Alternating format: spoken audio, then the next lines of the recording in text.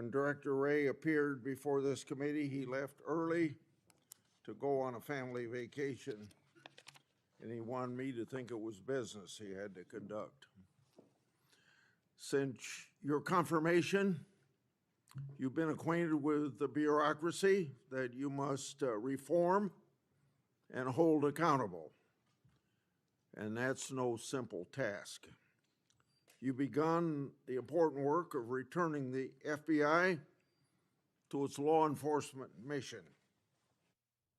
According to the FBI, since January 20th of this year, the FBI has been involved in the arrest of more than 23,000 violent criminals. This year, the FBI assisted in the arrest of more than 1,500 child predators and 300 human traffickers.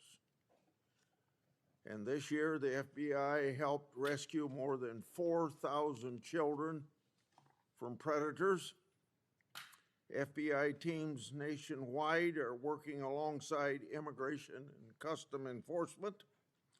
This teamwork has resulted in the arrest and removal of a historic number of violent criminal aliens, gang members, and child sex offenders. Those are overwhelming better records than at least two of your past predecessors. During the Wray era at the FBI, the Bureau reallocated resources from child crimes to January 6 work. Director Patel, you've also moved agents from headquarters to field offices to better align with their law enforcement mission. Under your leadership, the FBI has apprehended several most wanted fugitives and secured the extradition of senior leaders of the Central American gangs like MS-13. Now, it's well understood that your predecessor left you an FBI infected with politics. I'm going to provide examples of that today, including making public new whistleblower records. At your nomination hearing, I made public records that whistleblowers provide me about Arctic Frost. Arctic Frost was the FBI case opened and approved by antitrust Trump FBI agent Thibault. Arctic Frost then became Jack Smith's elector case against then Citizen Trump and now President Trump. These new records show that Arctic Frost was much broader than just an electoral matter. The case was expanded to Republican organizations. Some examples of the group that Wray FBI sought to place under political investigation included the Republican National Committee, Republican Attorney General's Association, and various Trump political groups. In total, 92 Republican targets, including Republican groups and Republican-linked individuals, were placed under investigative scope of Arctic Frost. On that political list was one of Charlie Kirk's groups, Turning Point USA. In other words, Arctic Frost wasn't just a case to politically investigate Trump. It was the vehicle by which partisan FBI agents and Department of Justice prosecutors could achieve their partisan ends and improperly investigate the entire Republican political apparatus. So today, Senator Johnson and I are making these records public for the entire country to see, and I hope a lot of people are interested in seeing what government can do when various agencies have a political agenda. My investigative work has also exposed the political way in which Peter Navarro was investigated and prosecuted. When FBI agent Thibault found out that Biden's DOJ would prosecute Navarro, he said, "Wow, great." That's a quote, unquote. Through whistleblowers, I've obtained a audio recording of Special Agent Giagardina and Special Agent Sebastian Gardner's delivery of a subpoena to Navarro. I'm making that audio public today.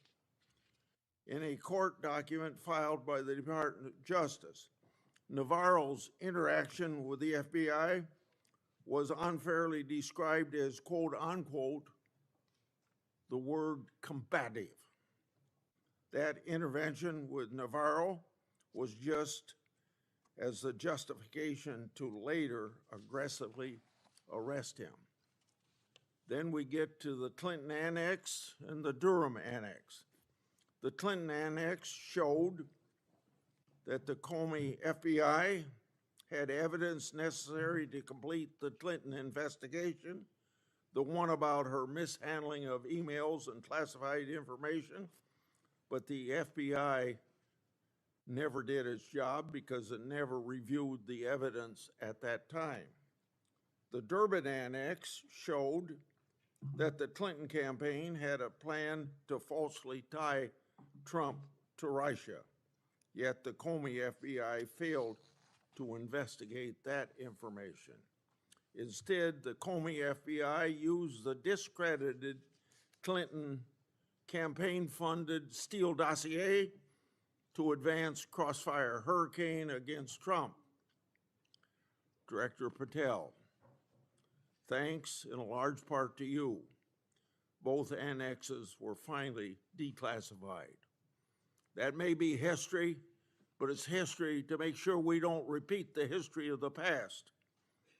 And the people ought to be concerned when the weaponization of government is used in this way, whether it's done by Republicans or Democrats.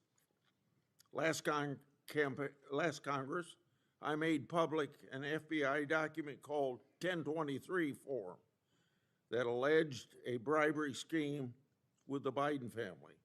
To date, the FBI has never answered Congress whether they investigated the text messages, the audio files, and the financial records referenced in that 1023. Whistleblowers have provided my office with 2 additional FBI 1023 documents. These documents memorialize statements from FBI sources. These 2 new 1023 documents are from separate FBI confidential human sources during different years. So in total, we now have 3 different FBI confidential human sources providing information about the Biden family and potential criminal conduct. Today, Senator Johnson and I are releasing these records. Let me say this for the partisan media, the people that are supposed to be policemen of our Republican form of government. We aren't saying the allegations are true. We want to know what the FBI did to fully investigate their veracity or lack thereof and what they concluded. Let's put this matter to rest one way or the other. Starting with my chairmanship, I've given one example after another of disgraceful partisan weaponization by federal law enforcement. Since the Trump administration took power, many FBI agents have been removed. The removal included agents and prosecutors who became partisan weapons that lost their way, and I've made records public to prove it. And many of my whistleblowers were aggressively retaliated against by some FBI agents who were subsequently fired. One FBI whistleblower publicly said of these terminations, quote, Ensuring that they no longer work at the FBI isn't retribution, it's responsible leadership, end of quote. Which brings me to my final and favorite topic, whistleblowers. In August, 10 of my FBI whistleblowers secured compensation agreement because of your leadership, Director Patel. It included a mix of reinstatement to the FBI, reinstatement of security clearances, and monetary compensation. At the beginning of this month, another of my FBI whistleblowers got their job back. All told, across government agencies, almost 20 whistleblowers have received fixes to their retaliation. Today, you'll get a lot of grief from some members of this committee, but in the short amount of time you've been director, you've corrected whistleblower retaliation, increased transparency more than any other FBI director I've seen, whether that FBI director was appointed by Republicans or Democrats. And I've been around here more than anybody else on this committee. I yield to Senator Durbin. Thanks, Chairman Grassley, for holding this oversight hearing during a critical period in the history of the Federal Bureau of Investigation. During my 4 years as chair, I held 4 hearings with then FBI Director Wray. As a reminder to Republicans who claim the Biden administration weaponized the FBI, President Biden retained Director Wray, a lifelong Republican who was President Trump's nominee for the office. After his second election, in an unprecedented move, President Trump forced out Director Wray and nominated Kash Patel, arguably the most partisan FBI director ever. Director Patel came to the FBI with a political mission, and he spelled it out in writing in detail. He wrote, "Government gangsters, quote, the rot at the core of the FBI is not just scandalous, it's an existential threat to our Republican form of government," end quote. And with the power of his office and the blessings of the president, he attacked the FBI with a vengeance. Mr. Patel had falsely claimed the FBI, quote, was planning January 6th for a year, end quote. He even went so far as to produce a song by the January 6 rioters who violently assaulted police officers in the Capitol. He compiled an enemies list of public servants he called government gangsters, like former FBI Director Mueller, whom Patel called, quote, an utter swamp creature. Former Trump officials who served with Mr. Patel warned us he would weaponize the FBI to protect the president's allies and target his critics. And indeed, Director Patel has already inflicted untold damage on the FBI, putting our national security and public safety at risk. Since January 20th, the Trump administration has engaged in an unprecedented purge of FBI officials. As we heard from highly credible whistleblowers, Mr. Patel was involved in directing this purge even before he was confirmed, despite his sworn testimony to this committee. It began with terminations and forced retirements of all 6 nonpartisan career officials who run all 6 branches of the FBI, the executive assistant directors. Since then, at least 18 of the 53 special agents in charge of FBI field offices have been removed, along with many other senior officials. Individual agents have been targeted for termination simply due to the work that they were assigned, such as January 6th investigation.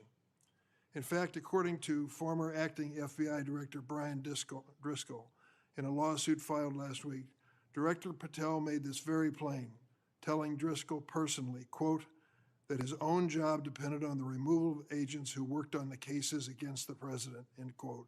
And even though he knew, quote, the nature of summary findings were likely illegal. At the same time, Director Patel has installed MAGA loyalists as political appointees in key career positions, including conspiracy theorist Dan Bongino as FBI Deputy Director, the first time in the history of the FBI that this position has not been held by a career FBI agent.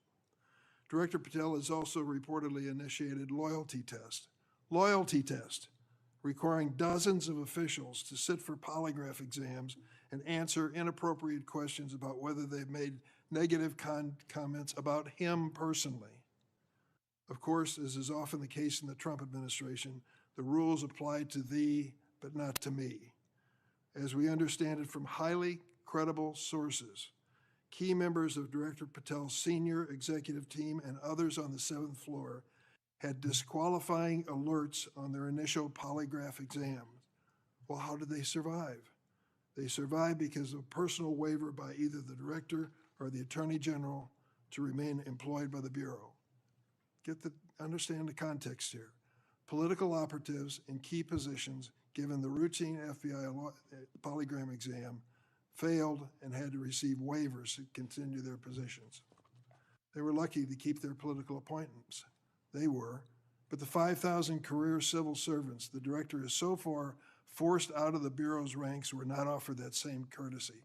5,000. This mass exodus has created a disastrous brain drain, particularly in the fields of cybersecurity, counterterrorism, and counterintelligence. For example, my office has received information indicating that cuts to the Bureau's cyber division will cut personnel by half, despite the ever-increasing threats posed by adverse foreign actors. The brain drain is exacerbated by Director Patel's misuse of remaining FBI personnel and resources to focus on other priorities of this administration. According to reports, the 25 largest FBI field offices have been ordered to divert 45% of their agents from their primary missions to work on the mass deportation of immigrants. Just as concerning is Director Patel's plan to hire fewer qualified agents by removing the college degree requirement and reducing new agent training at Quantico from 18 weeks to just 8. So we have a brain drain and a significant watering down of training. Quite a record, Mr. Patel. As recently fired special agents and others have warned, fast-tracking inexperienced and improperly trained people into critical national security jeopardizes the Bureau's ability to effectively protect America. Director Patel himself had no training or life experience for this position. The result of that incompetence is staggering. For example, after Attorney General Bondi publicly stated in February that the Epstein client list was, quote, sitting on my desk right now to review, that's what she said on Fox, Director Patel diverted more than 1,000 FBI personnel from their critical missions to work on 24-hour shifts reviewing over 100,000 pages of Epstein-related records. These personnel were instructed to flag any records in which President Trump was named. But that review ended in an unsigned memorandum from DOJ and FBI stating simply, there is no incriminating client list, close quote. Director Patel still has not responded to my letter from 2 months ago asking about his role in this cover-up. On the day of the horrific shooting of Charlie Kirk at Utah Valley University, Director Patel again sparked mass confusion by incorrectly claiming on social media that the shooter was in custody, which he then had to walk back with another social media post. Mr. Patel was so anxious to take credit for finding Mr. Kirk's assassin that he violated one of the basics of effective law enforcement. At critical stages of an investigation, shut up and let the professionals do their job. Notably, Director Patel recently forced out Special Agent in charge of Salt Lake City, Mayim Saeed, a counterterrorism expert with 20 years experience, who would have led this high-profile investigation. The men and women who serve at the FBI and the American people deserve a director who has the ability and the character to restore the Bureau to its place as the preeminent law enforcement agency. I want to close on a personal note. I came of age in the 1960s. We experienced a number of horrific assassinations, including President John Kennedy. Senator Robert Kennedy, and Dr. Martin Luther King. We are going through a similar period of division and political violence. All of us in public life, on both sides of the aisle, have a responsibility to bring down the temperature and to work to unite the American people. Let's be clear. Republicans are not Nazis, and Democrats are not evil, as Mr. Patel has claimed. Democrats are not responsible for the murder of Charlie Kirk, and Republicans were not responsible for the murder of Melissa Hardman. Our political opponents are not our enemies.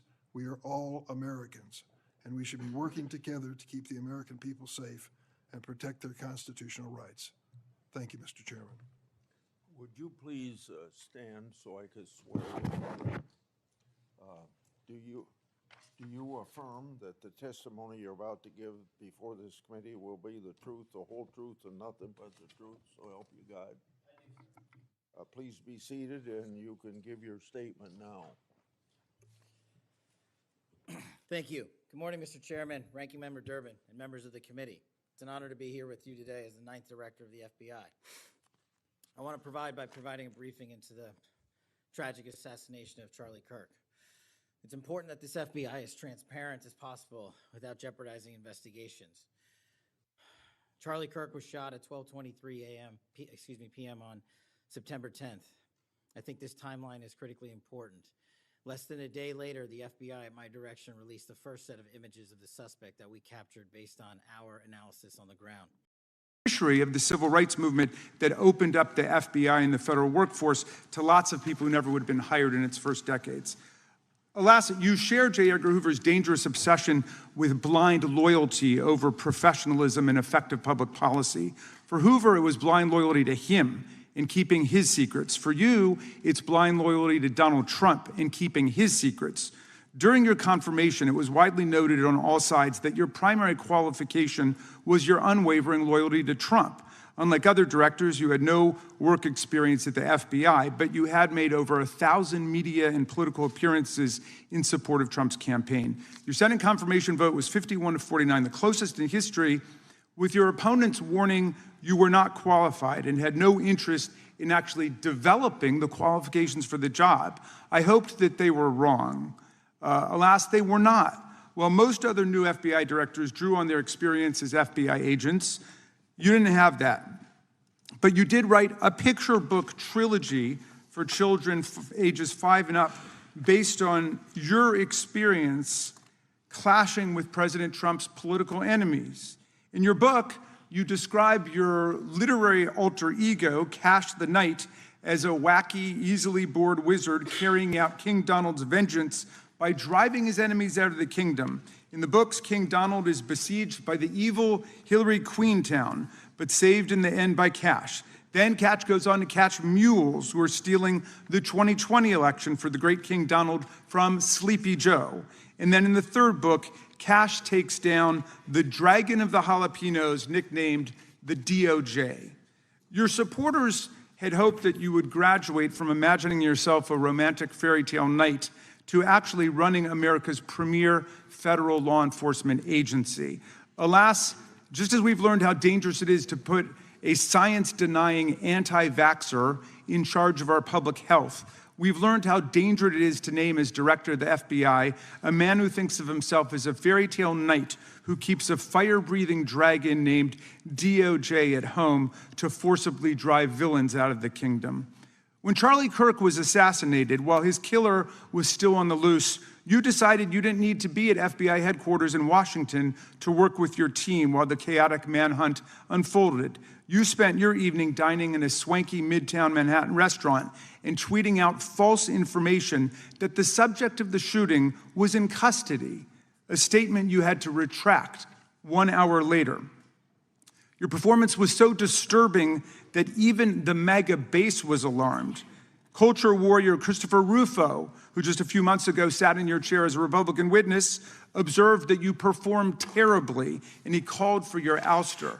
The FBI might be able to survive your delusions of grandeur and the explosively volatile temper that was on display yesterday in the Senate, but the intractable problem is that you are running the FBI not as a law enforcement agency charged with keeping the American people safe, but as a political enforcement agency working directly for the president's vengeance campaign. 7 months in, it's impossible to overstate the destruction, chaos, and demoralization you've brought to the FBI and its workforce and the resulting danger your actions have caused to our country. You've been systematically purging the FBI of its most experienced and qualified agents, division leaders, and experts in counterterror, counterintelligence, and cybersecurity, precisely the people who have the expertise you lack and which the FBI and the country need.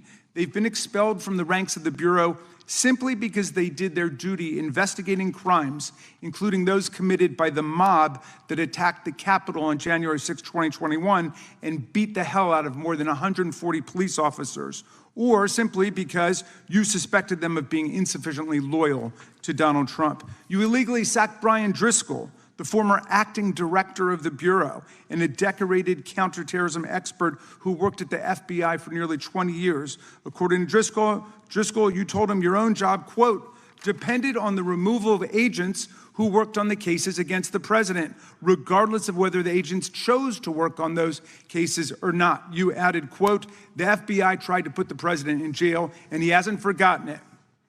You forced out the leader of the Salt Lake City field office, Mehtab Saeed, just weeks before Charlie Kirk's assassination, depriving the FBI of an experienced counterterrorism expert described by her colleagues as absolutely the best and legendary. She would have led the FBI's manhunt had she not been fired. When Trump decided that rounding up immigrants with no criminal records was more important than preventing crimes like human trafficking of women and girls, drug dealing, terrorism, and fraud, you ordered the 25 largest field offices to divert thousands of agents away from chasing down violent criminals, sex traffickers, fraudsters, and scammers to carry out this immigration crackdown. Director Patel, you treated the men and women at the FBI with disrespect and paranoia. You've assembled a roving band of freelancing henchmen within your office and charged them with conducting unauthorized investigations, targeting and harassing career FBI employees. Amazingly, you forced senior leadership to repeatedly take polygraph tests to prove their political loyalty and pushed out leaders who refused these demeaning exercises. And now we're seeing one very clear reason why you want to build a political FBI. The Epstein files. You want an FBI blindly loyal to Trump and to you as his enforcer so you can continue your cover-up of a massive international sex trafficking ring with more than 1,000 victims, betraying all of the survivors of the sexual violence. Before you got in this job, you called for full release of the Epstein files, telling podcaster Benny Johnson that the only reason the list was not released by DOJ and FBI was, quote, because of who's on that list. Upon your confirmation, you promised that, quote, there will be no cover-ups, no missing documents, no stone left unturned, and anyone from the prior or current Bureau who undermines this will be swiftly pursued.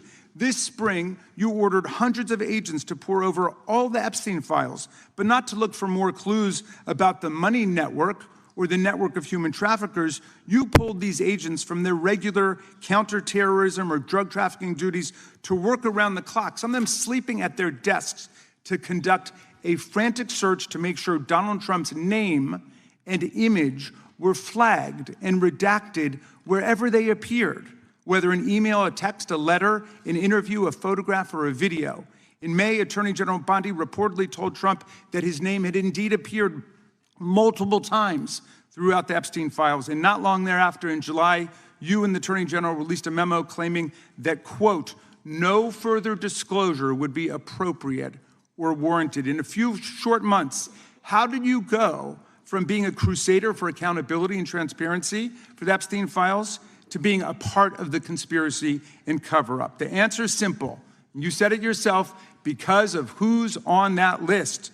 Donald Trump's relationship with Epstein over the years is well documented. A week ago, the Oversight Committee released Trump's disturbing birthday book, Note to Epstein, written over a drawing of a woman's naked body referring to a, quote, wonderful secret. The Oversight Committee obtained the note from the Epstein estate, not from the FBI. raising questions again of whether the FBI has been withholding documents.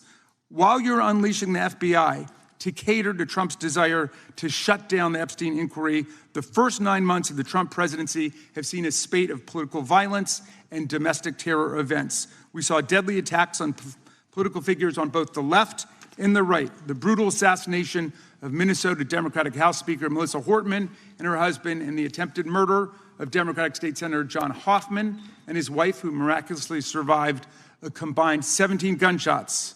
We saw an arsonist set Pennsylvania Governor Josh Shapiro's residence on fire.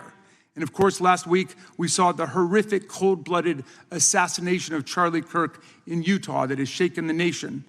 1 minute after Charlie Kirk was shot in the neck, a 16-year-old shooter in Evergreen, Colorado, radicalized by white supremacist ideology online, opened fire and critically wounded 2 other students at Evergreen High School. We've seen lethal anti-Semitic violence, including the murder of 2 young Israeli embassy staffers just blocks from the Capitol, and then in the attack on a gathering of Jewish people in support of hostages held in Gaza in Boulder in June. We've seen continued mass shootings at schools, like the domestic terror incident at a Catholic school in Minneapolis last month, which killed 2 children and wounded 18 others. And in August, a man fired more than 500 bullets at the Centers for Disease Control and Prevention, killing a police officer who was a Marine veteran and a father. People like Melissa Hortman and Charlie Kirk should be able to participate in politics as elected officials or active citizens without being shot down in cold blood in the United States of America. People should also be able to go to elementary school, to middle school, to high school, to work, to the mall, and to church without being shot down in explosions of gun violence. The important position at the FBI requires a leader who puts public safety and national security and the rule of law first. I'm afraid, Director Patel, you've given us reason to believe you've used the powers of the FBI to serve Donald Trump and his agenda of partisan retribution. You've broken your promise not to do that. You've betrayed Jeffrey Epstein's victims and survivors. You've turned your back on the career law enforcement officers of the FBI, and as a result, you've left all of us less safe than before. Mr. Chairman, I yield back. Gentleman yields back. That opening statement may have been longer than any book director's ever written or anyone else has written. Without objection, all of the opening statements will be included in the record. We will now introduce today's witness. Mr. Patel has been the director of the FBI since February of 2025.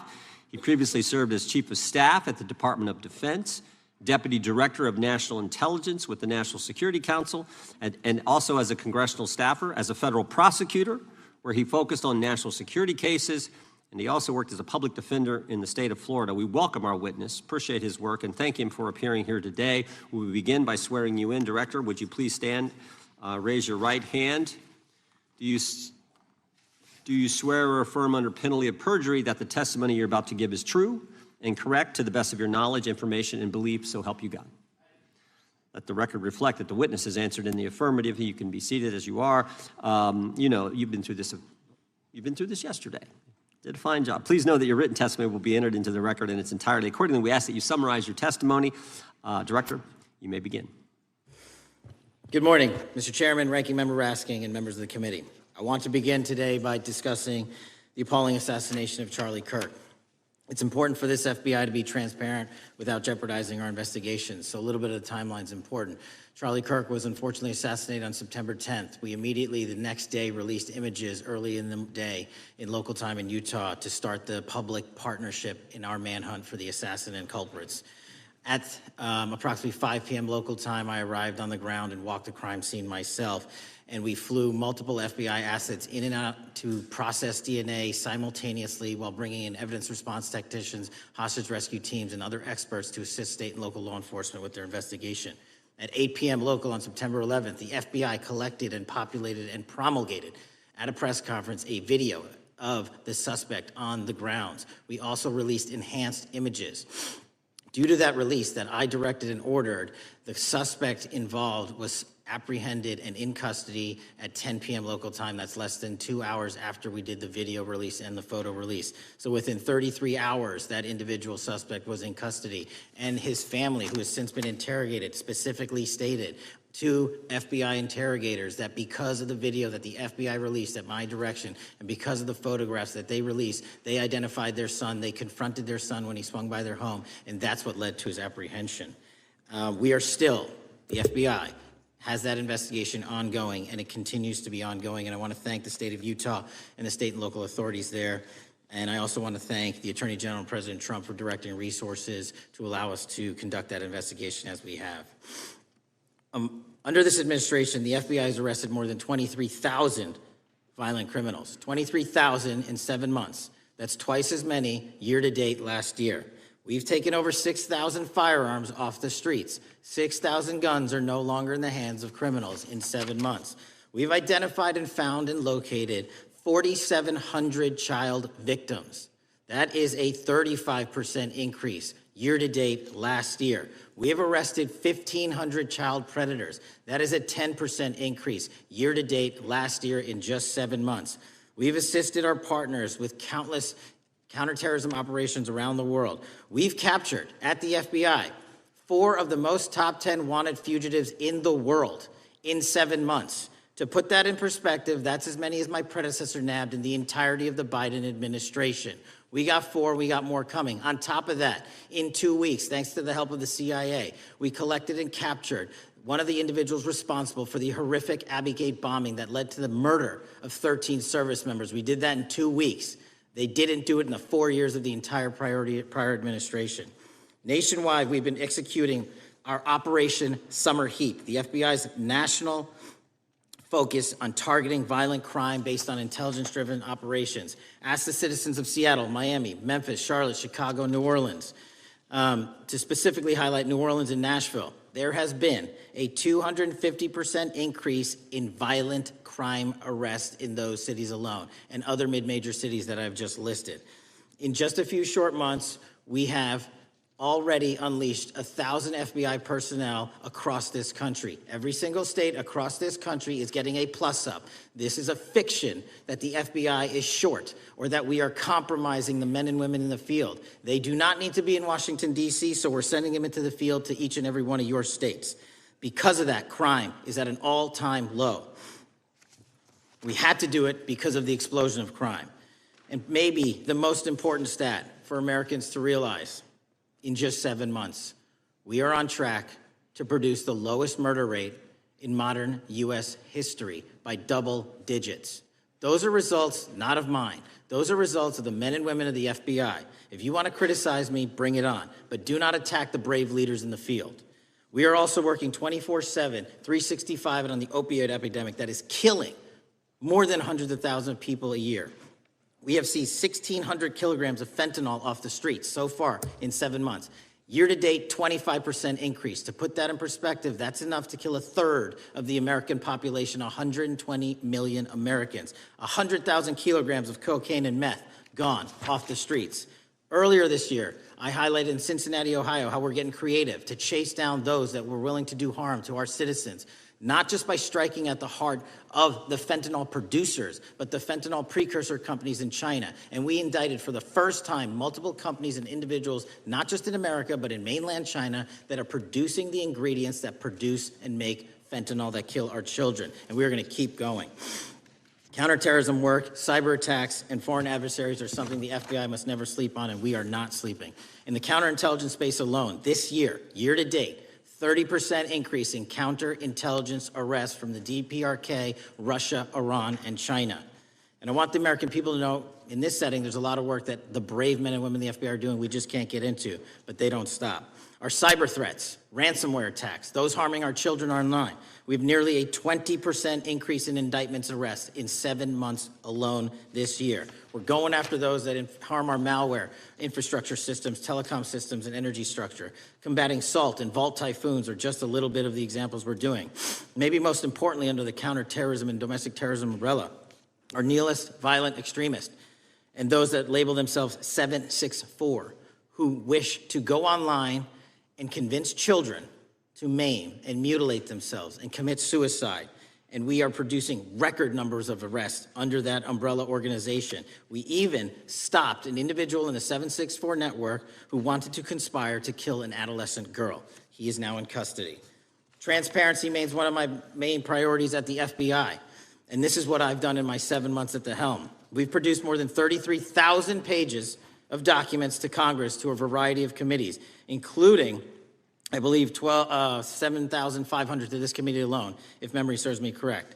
To put the 33,000 in perspective, my predecessor in 7 years produced 13,000 pages in total to the United States Congress. His predecessor in 4 years produced 3,000 pages in total. I repeat, I have produced 33,000 pages in 7 years to this Congress and will continue to do so.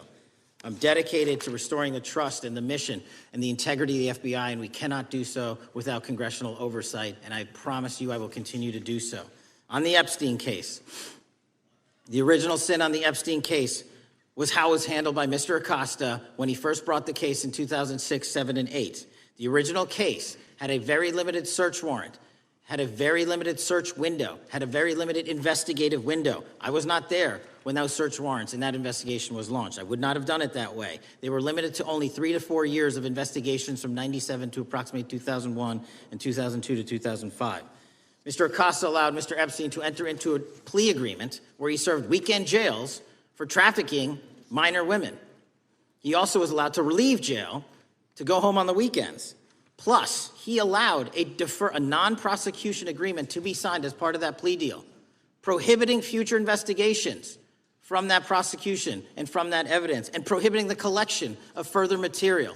That is the original sin. We are working with Congress to produce more than any administration ever has material on Epstein. And I welcome the challenge to tell us that we are not being as transparent as the law allows. We even went to court and asked the judges to lift those prosecutorial agreements and to lift those court order seals, and they denied us 3 times. Congress is welcome to do the same and join the fight. And I'd lastly like to focus on operation that the president led in D.C.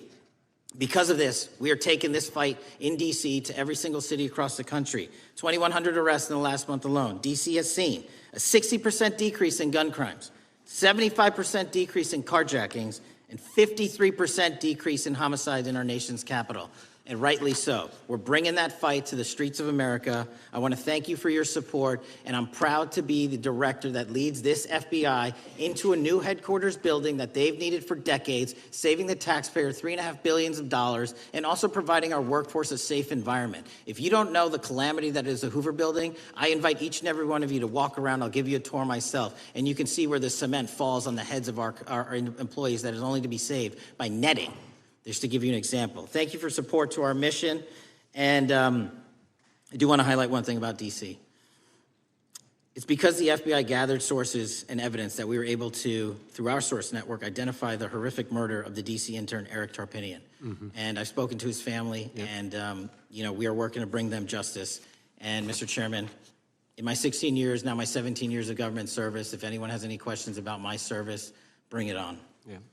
Thank you, Director. We will now proceed under the 5-minute rule. The chair recognizes the gentleman from California, Mr. Eisen. Director, delighted to have you here. You are a breath of fresh air. As you outlined, and I won't repeat it, the accomplishments, you did so with the same resources as your predecessor, roughly. Is that correct? I believe so, yes. And so how much of that has to do with taking people out of the backside of the FBI and moving them into the field, into doing the job for which we primarily pay the FBI? It's exactly what we needed done. 1/3 of the FBI's workforce resided in the National Capital Region before I got there. 1/3 of the crimes do not happen in Washington, D.C. Not anymore. Not anymore. So 1,000 personnel of the FBI were deployed across this country on a permanent basis, and every single state in this union is getting a plus up, not a reduction, a plus up of 1811s of intel analysts and support staff. And that is why the crime rates are going down in record numbers. Thank you for doing that, and it's perhaps the hardest thing for a bureaucrat to do is to lower the head count around them that support them, and I appreciate your willingness to do it different than your predecessor. A lot of what you covered earlier was the find, the discovery, and then the prosecution that is done by the DOJ. But I want to talk a little bit about the prevent side. On the Charlie assassination? sir? No, on all of these. Okay. Okay, for example, and I'll bring it up before the Democrats bring it up, January 6th. January 6th, we now know, because of your find, that in fact there were people involved who were not just observers but participants who in fact, it's been alleged, and I personally believe, in fact, were part of promoting, perhaps even the one woman who died, encouraging her to walk through a door that led to her death. When you see that kind of activity, and you know it was done under predecessors with full knowledge, whether it's January 6th, where embedded people crossed the line, or any other activity, including obviously the Russian hoax that we're now dealing with up in, front and center.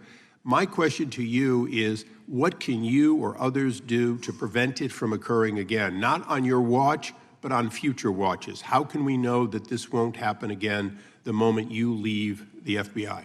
It's simple. What I'm doing through our leadership cadre is having FBI agents do what they were trained to do, not what they were not trained to do, not put them in situations that both harm them and the public. We're also utilizing our SORT networks, the threat structure to go after the narco traffickers, the counterterrorism people, the counterintelligence threats, and the cyber threats. That's what they were trained to do, and that's what we're letting them do.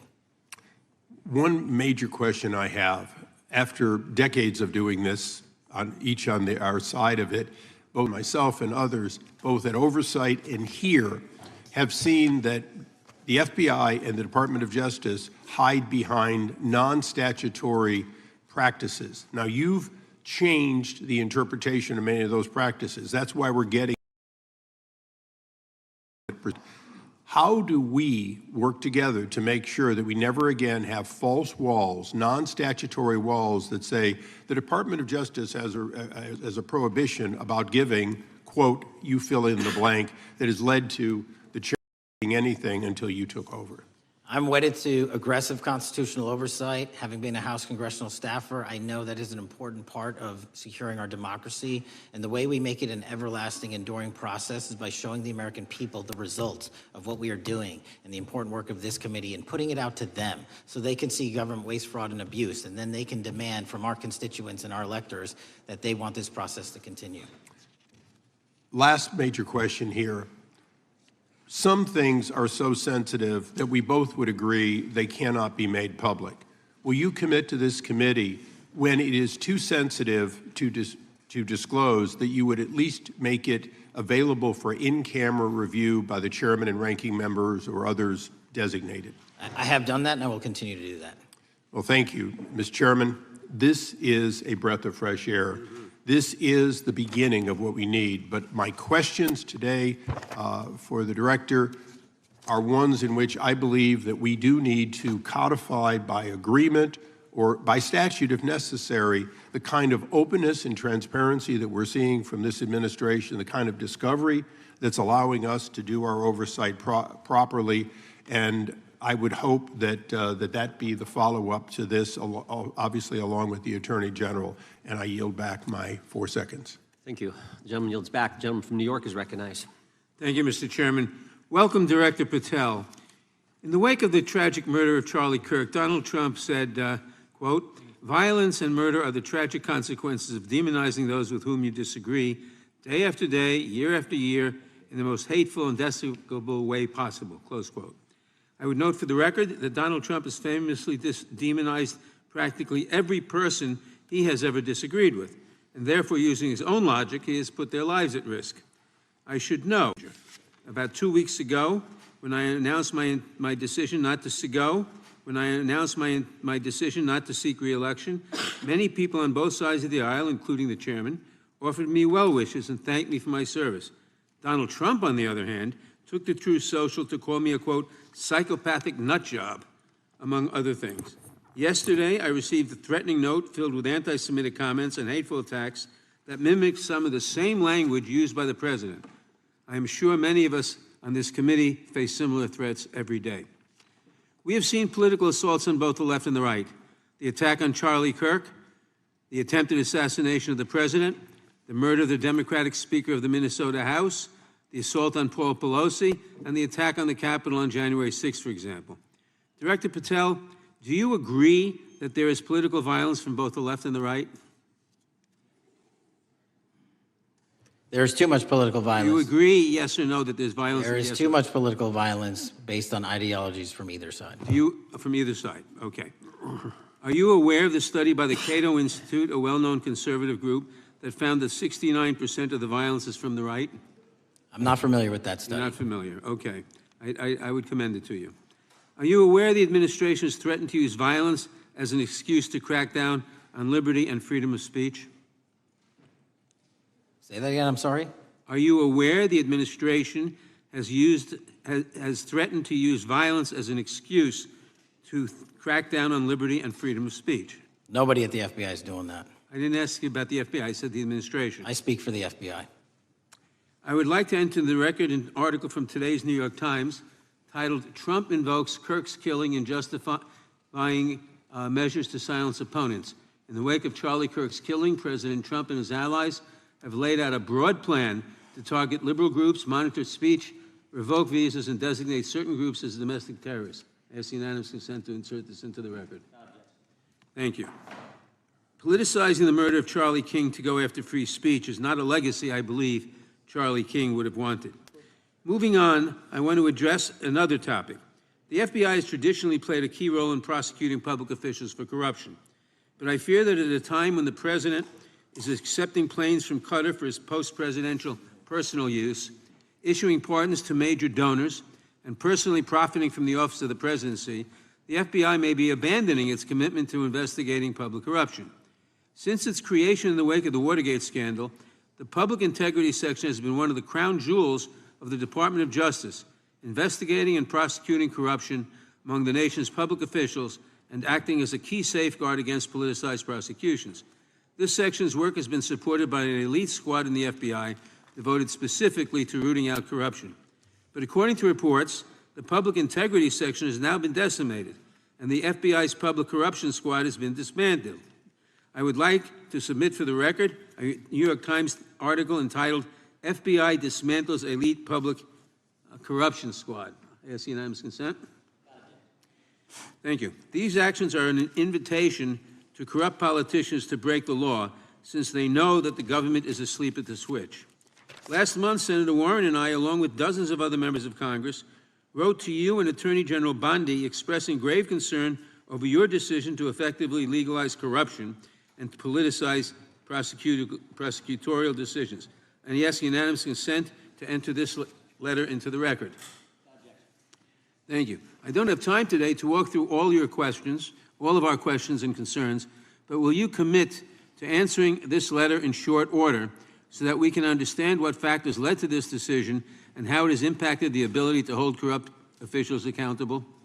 I will review your letter with my team and respond as soon as I can. You will respond. Thank you. I yield back the balance of my time. Gentleman yields back. Gentleman from Arizona is recognized for 5 minutes. Thank you, Mr. Chairman, and thank you, Director, for being here. I appreciate the change in the FBI and the tone since you've been there. We heard the ranking member, however, describe the FBI under your leadership as being resorting to political enforcement and you personally as being paranoid. I would just suggest that perhaps that is the projections of the ranking member himself and not you, sir.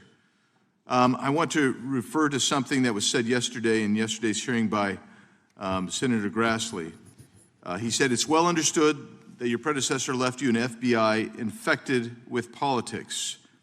At your nomination hearing, he gave you records, made public records about whistleblowers regarding something called Arctic Frost. Arctic Frost was the FBI case opened and approved by anti-Trump FBI agent Thibault, and Arctic Frost became Jack Smith's elector case. The new records show that Arctic Frost was much broader than just an electoral matter. In fact, it was expanded to Republican organizations. Some examples of the groups that the Ray FBI sought to place under political investigation included the Republican National Committee, Republican Attorneys General's Association, and Trump political groups. In total, 92 Republican targets, including Republican groups, Republican-linked individuals, were placed under the investigative scope of Arctic Frost. On that political list for investigation was one of Charlie Kirk's groups, Turning Point USA, In other words, Arctic Frost wasn't just a case to politically investigate Trump. It was the vehicle by which partisan FBI agents and DOJ prosecutors could achieve their partisan ends and improperly investigate the entire Republican political apparatus. I'd ask that, Mr. Chairman, that document be admitted. Without objection. So, I know that this may be under current investigation, but I wish to ask specific questions about this for just a moment. What search tools were used in Arctic Frost to view private communications of targets? I believe the traditional search tools, search warrants, lawful service of process, and the tools that the FBI has in our infrastructure systems, cybersecurity systems, and counterintelligence systems. But generally speaking, if I may, I want to use this to highlight the fact that I'm continuing my promise to work with Congress to produce documents simultaneously and also conduct ongoing investigations. I'm giving you as much as I can, and I'll give you more when I can. Thank you. Another question regarding that is, were there any directives from the Biden White House concerning the Arctic Frost investigation? Were there any, sorry? Directives or communications from the Biden White House itself concerning the Arctic Frost investigation? I'll just rely on what was turned over to date, sir. Okay. So I want to add here, the search warrants that were used included the seizing of a U.S. member of Congress, his phone. I think we all know who that was and how that was taken away and used for political purposes, Mr. Chairman, Mr. Director. So we'll leave that for a second, and let's go over to the Charlie Kirk case for just a second. Let's emphasize this. How many hours did it take from the assassination to the arrest of the assassin, Mr. Director? 33. That seems pretty swift, and it was because of the actual release of videos and photographs that you directed to be released, sir.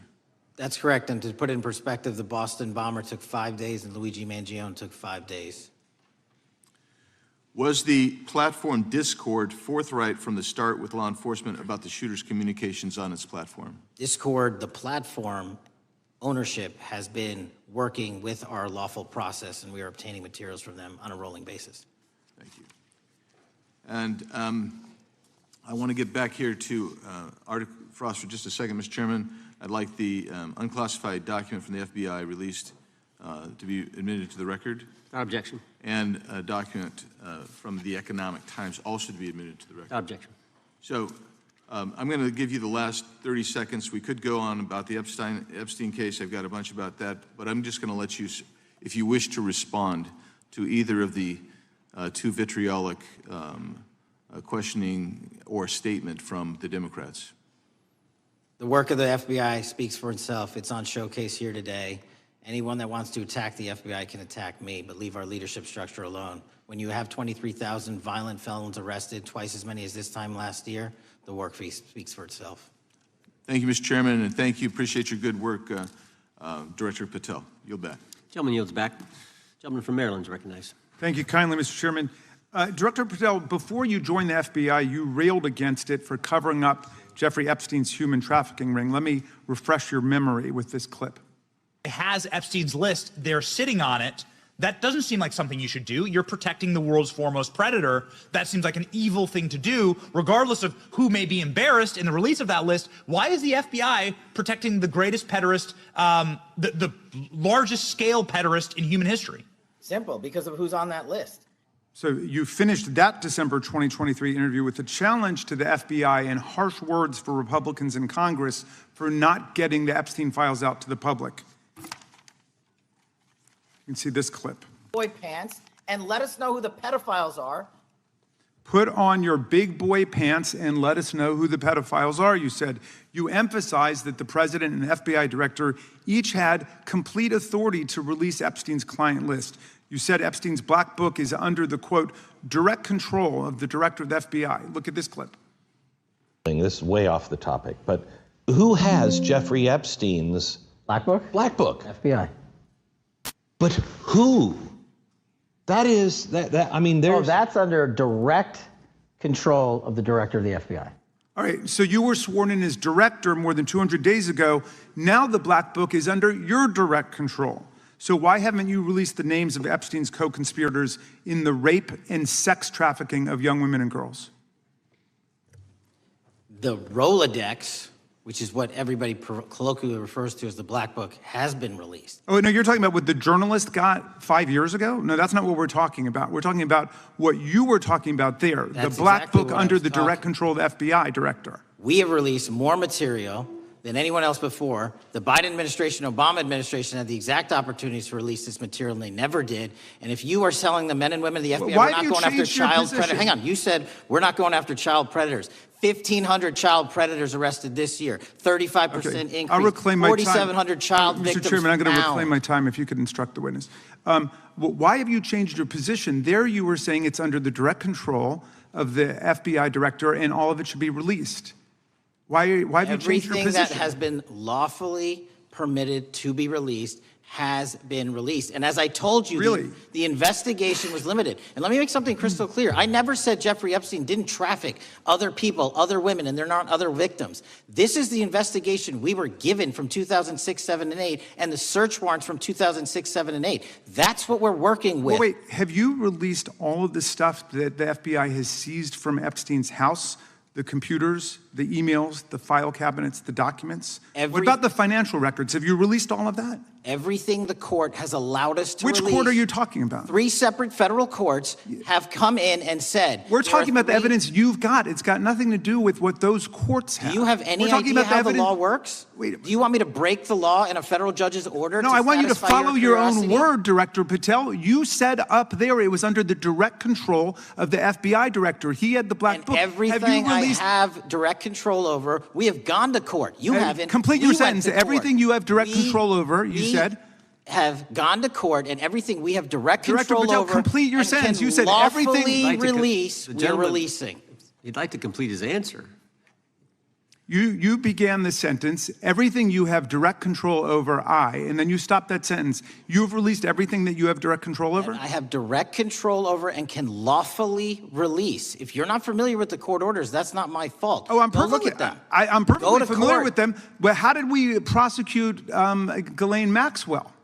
She was prosecuted with the investigatory material that was collected from 2001 and 2005. Because of the non-prosecution agreements and the court orders on the investigations and search warrants, we were not able to develop new information. And oh, by the way, Jeffrey Epstein was out for 12 years, and the Obama and Biden administration did nothing to look at his work, his pedophile network. If you want to blame me, that's fine. But now you're blaming the men and women who conducted this Stop great that. search. I'm not blaming anybody other than you. You're not keeping your word. You said that you would release all of the materials Has under your anyone direct released control. more information on Epstein than I have?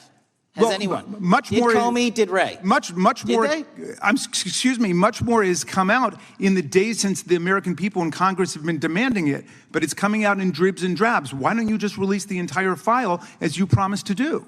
I literally just told you, there are multiple federal court orders. I'm not going to break the law to satisfy your curiosity. You didn't join us when we filed court to release the court orders. You could have. You have lawyers. You could have shown up. You didn't do that. That's a tiny fraction of the material we're That talking is about. not. It is How a do you- tiny fraction. How do you know that? Have you seen No. everything? Time It's of the all gentleman. misdirection. How do you know Time that? of the gentleman has expired. The gentleman from California is recognized.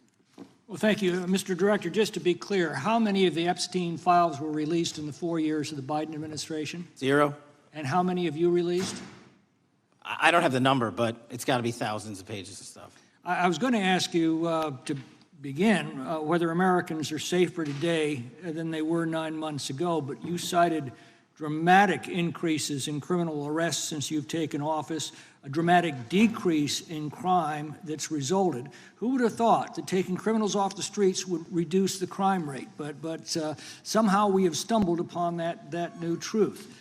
But it begs the question, what was the FBI doing during the 4 years of the Biden administration to see that dramatic an increase in work under your tenure? The simple answer is I'm letting good cops be cops. We're working with our state and local law enforcement. We're energizing our partnerships. We're bringing on more task force officers. When you have more cops in the streets, when you're using ground-based intelligence, when you're not weaponizing law enforcement and focusing on D.C. and focusing on the rest of America, this is what happens. It is not a significant mind shift in terms of how we maneuver the FBI. They've wanted to do this work since they signed up. We're just letting them. And we've seen many prominent Democrats oppose your efforts to restore law and order to the streets of our nation's capital. I mean, all of us here have seen a dramatic change for the better here in Washington, D.C. Why are so many Democrats attacking you for that? Sir, Democrats have been attacking me for a decade, as is the fake news media. They didn't like the fact that I exposed the Russiagate host and the largest weaponization of the FBI, DOJ, and U.S. history. We proved it to be true with congressional oversight. I'm wed to that congressional oversight and will continue to do that work. Christopher Wray repeatedly warned this committee that the Biden open borders policy had produced a significant increase in terrorist threats that he said kept him up at night. A particular concern, he said, was the 2 million gotaways that entered the country during the Biden administration. That's an average of 41,000 every month. What are the monthly gotaway numbers today? Sir, I'll have to get back to you on the exact gotaway numbers, but identifying that there are gotaways is step one. Going and manhunting them is step two, and that's what we're committing our resources to do. Well, that's my next question, is what progress has the administration made in apprehending and removing terrorist threats that came in during the Biden years? I think you're talking about, if you're not, let me know, known or suspected terrorists, and we've encountered almost zero at the southern border since the southern border has been sealed. But the problem that we are running into is our northern border. It's largely expansive. The enemy has adapted, and we need more focus on the northern border to stop known or suspected terrorists from coming in from places like China, Russia, the Middle East, Africa, Afghanistan. And what can you tell us about the remaining threat posed by potential terrorist cells here in the United States? The terrorist threat that continues to be posed by international terrorists here in the United States is one of my highest priorities. We are working through our intelligence community partners to identify those individuals, and we've taken down numerous individuals in numerous rings across this country to neutralize that terrorist threat, including places like New York City, Los Angeles, and I believe Dallas, Texas most recently. How extensively did criminal cartels like Sinaloa, Jalisco, New Generation, MS-13, Trinidad, and others infiltrate our country during the Biden administration? By the tens of thousands. Well, and what progress have you been making in combating their presence? I think the DHS is best to speak to that, but I think I can't remember the numbers of tens of thousands or hundreds of thousands of individuals they found that came in illegally, and the tens of thousands that associations to criminal networks have all been deported. And that effort is being opposed every step of the way by Democratic leaders in our cities, some of our states, and right here in the Congress. Isn't that true? Well, we're just working where we can in every single city we can, and I welcome the opportunity to partner with Republicans or Democrats on fighting violent crime like we're doing. Mr. Biggs asked about Arctic frost. What else can you tell us about that and what we need to do to assure that it never happens again? Continue the congressional oversight work that you're doing on Arctic frost. Let me provide you with more documentation on Arctic frost, and also call in witnesses from the paperwork that we have given you. You have that right, and the American public deserves to hear what those people have to say. As for my ongoing investigation, there's not much I can say. What role did the FBI play in suppressing the Hunter Biden laptop story during the 2024 election? Off the top of my memory, sir, I believe the FBI was in possession of verified information from that laptop, and it was improperly publicized that they did not have information and masked it as Russian disinformation. We now know that was categorically false. I don't know why the FBI did that, when they did that, but we've released all the materials related to that. Thank you. Gentleman yields back. The gentleman from New York is recognized. Mr. Golden. Mr. Patel, does Donald Trump appear anywhere in the Epstein files? I'm sorry, could you say that again? It's not a complicated question. Does Donald Trump appear anywhere in the Epstein files? I didn't say it was a complicated question. I just didn't hear you, so my apologies. We have released where President Trump's name's in the Epstein files and everybody else, and all credible information that we are legally allowed to release has been released. All right, so let's go through that. You're referring to court orders that prohibit you from releasing grand jury testimony under Rule 6E. Is that what you're referring to when you say as the law allows? That's a piece of it. Really? What other evidence do those three court orders you cited prohibit from being released? Information that was collected pursuant to those search warrants that were limited Wrong. in fashion. Wrong. That's Okay. not what the court order says, and that's not under 6E. And you're talking, and I said that's 6E, and I said there was others, and I'm answering that. There are sealed court order documents. There are protective orders. From They the are court. unsealed as part of discovery given to Ghislaine Maxwell. They are no longer sealed. That's just not true. We can argue about it all you want. Okay, or well, can go you to court. agree that there are, so your testimony here is that the reason why you are not releasing all of the videos that you have acknowledged, there are so many, and that the FBI spent thousands of hours of reviewing, the photographs, and the photographs that you have. You're saying that you're not releasing those because there's a court order requiring them to be sealed? Is that your testimony? Never said that about the videos. On the totality of the videos, of the thousands of images that were seized pursuant to the search warrants executed at the time, the overwhelming majority of that video is pornographic material that was downloaded from the internet and child sexual abuse material. We will never release that. Well, as you should not release the victims, but if there are videos that relate to others who Epstein trafficked to, such as maybe Prince Andrew, or photographs, that you have total control to release. Yes, and if it exists... And so why haven't you released it? Why are you supposing that that is a fact when in fact it is false? Are you saying that You're saying that none of the videos relate to anything relevant to the Jeffrey Epstein trafficking ring? Every single video that we have collected pursuant to the prior search warrants has been examined for the last 10 years. And every single video has been utilized for whatever prosecutions were able to be legally brought. I'm not asking about prosecutions. I'm asking about why you aren't releasing the full Epstein files, including the names of people who were involved in the sex ring that you promised to do before you became FBI director. I just told you, I'm not going to release downloaded porn of I'm children not asking on the about internet. that. Fine. I'm asking about all the other files. What other videos? Tell me.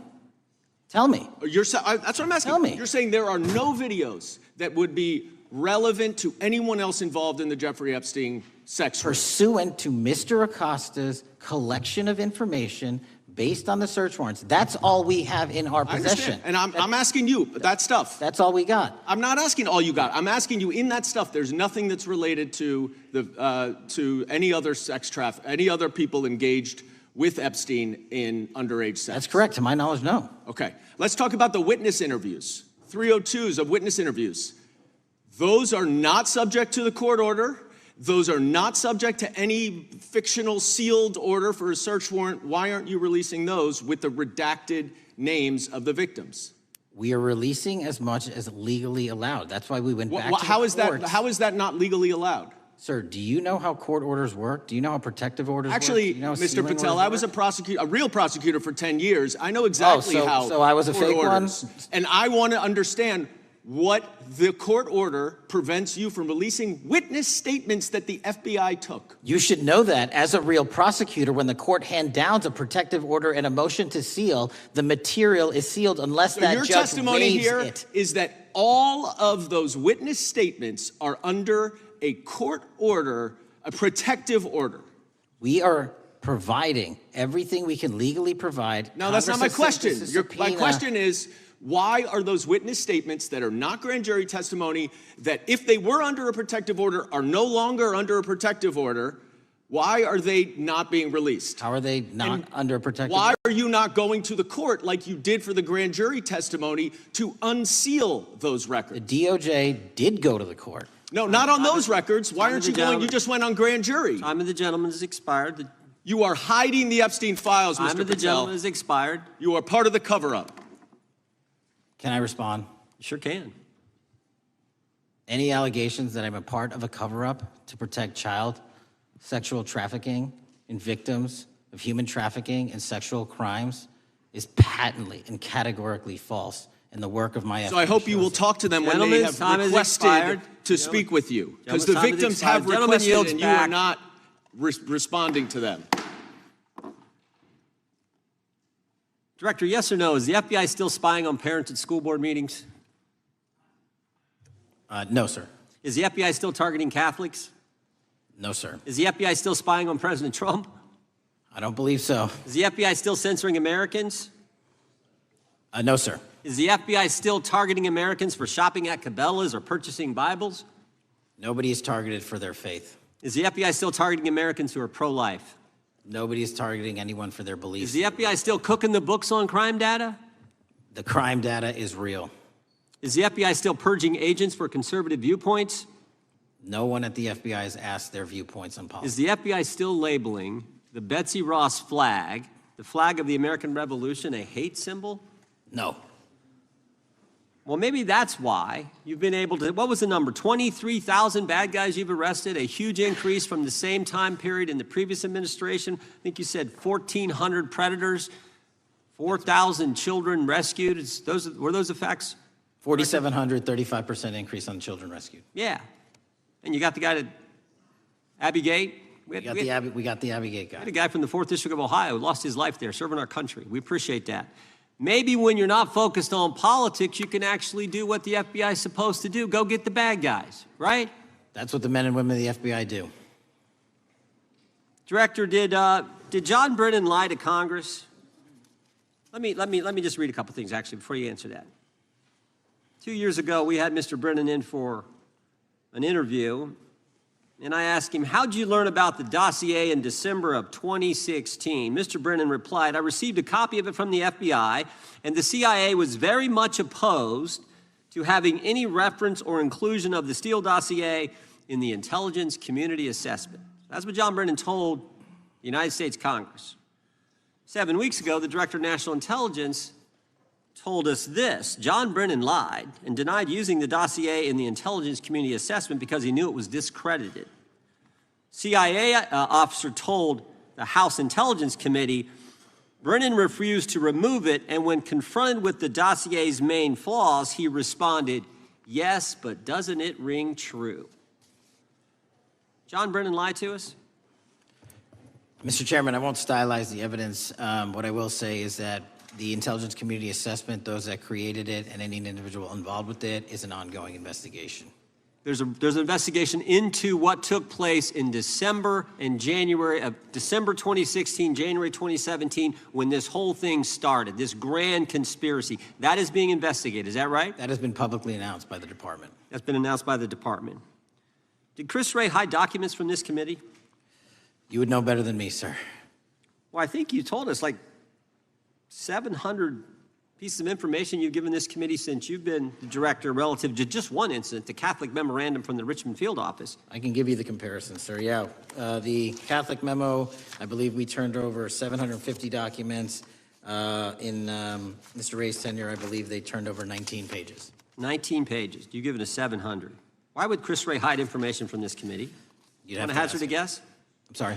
Hazard a guess why he would do that? I don't know, sir. I think maybe it was because FBI was spying on a priest, trying to get him to break the priest penitent confidence that exists. You think maybe that was the reason? You'd have to ask him, sir. Yeah, we'd love to do that. I want to read a few names here. Arctic Haze, Tropic Vortex, Riding Hood, Foggy Falls, Echoes Fate, Sirens Lure, Genetic Christmas. What are these code names about, Director? You know? Not off the top of my head. Well, Arctic Haze, Tropic Vortex. My understanding, these are code names for leak investigations of classified information from the year 2017. Does that ring a bell? In terms of leak investigations, many of those are classified and many of those are ongoing, Mr. Chairman. But we are working with you to produce documents as we close those investigations or as we declassify them. Let me ask you this question, because this is something I've wondered about, the way the FBI used to work. This whole thing so many of these things unfolded. Seems to me you had all these people in government leaking information that then gets reported in the press, and there's a story written about it, and then that article is then used to further the investigation and move forward with what they want to do.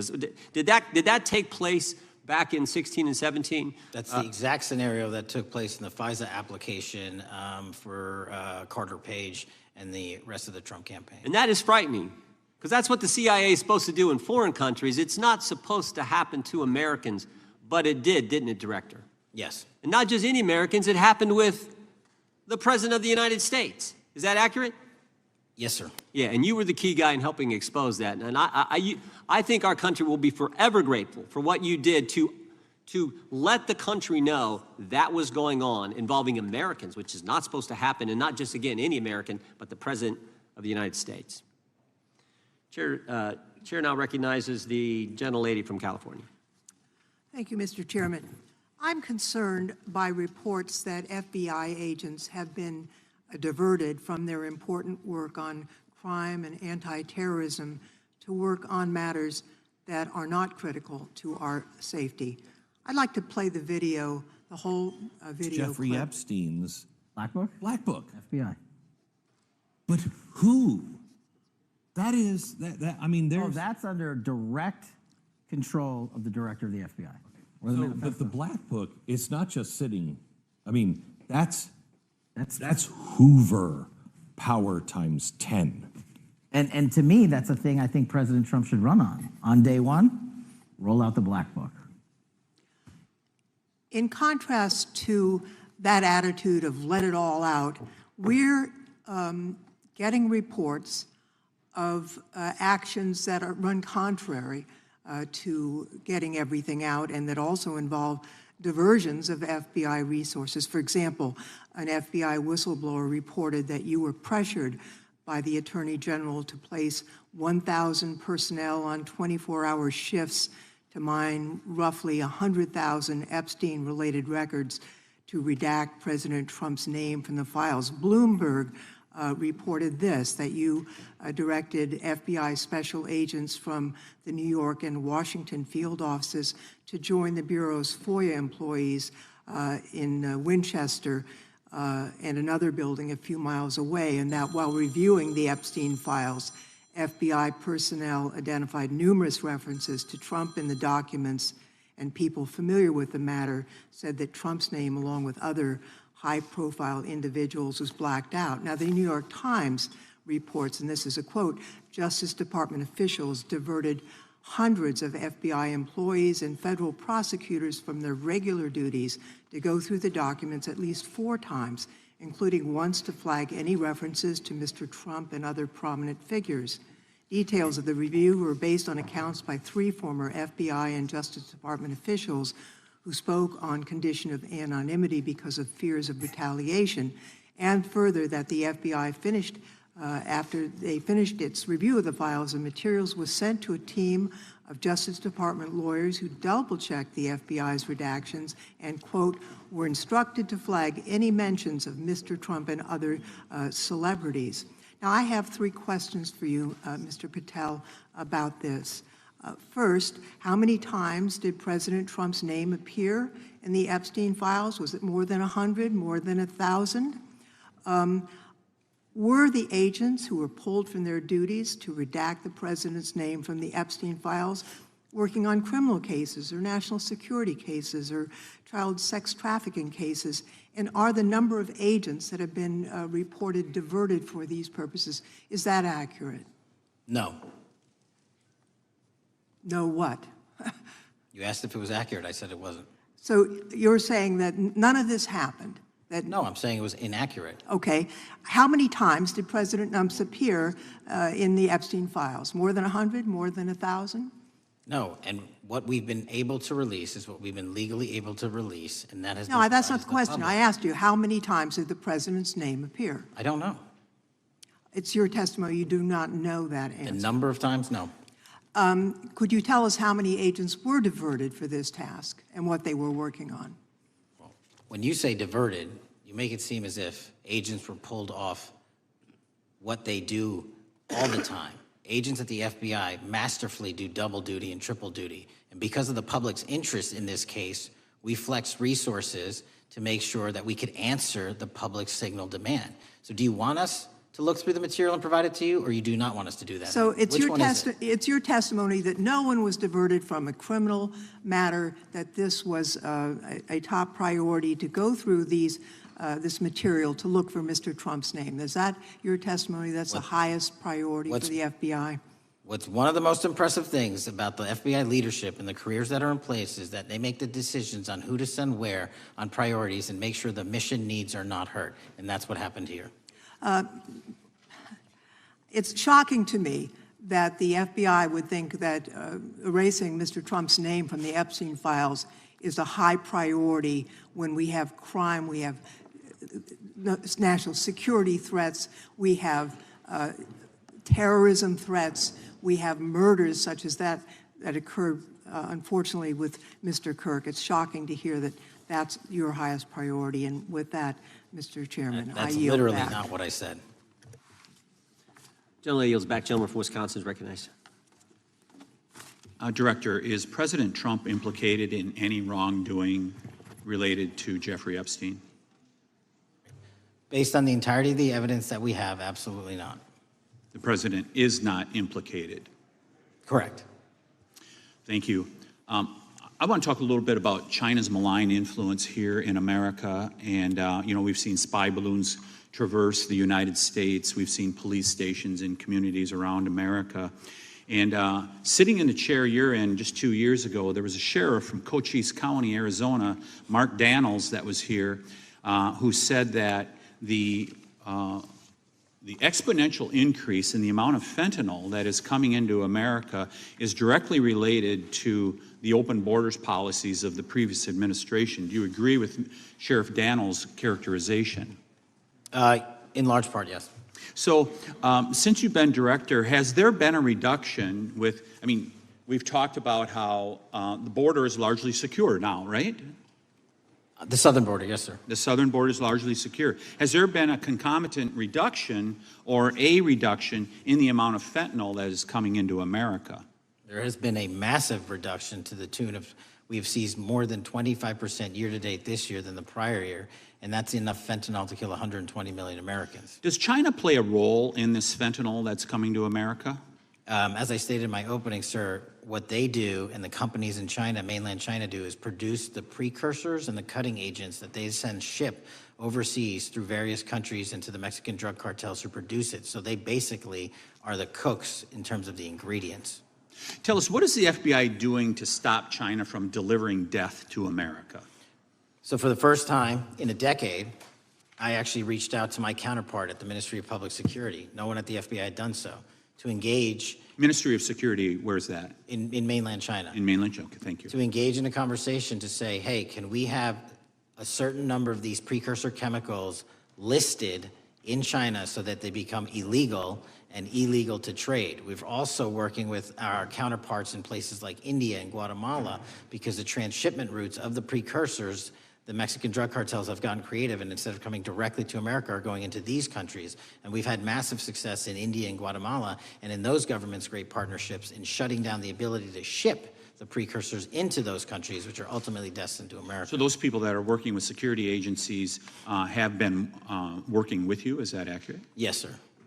So I want to turn to a couple cases that are at the University of Michigan, where Chinese nationals, on behalf of the Chinese government, smuggled in illicit biological materials,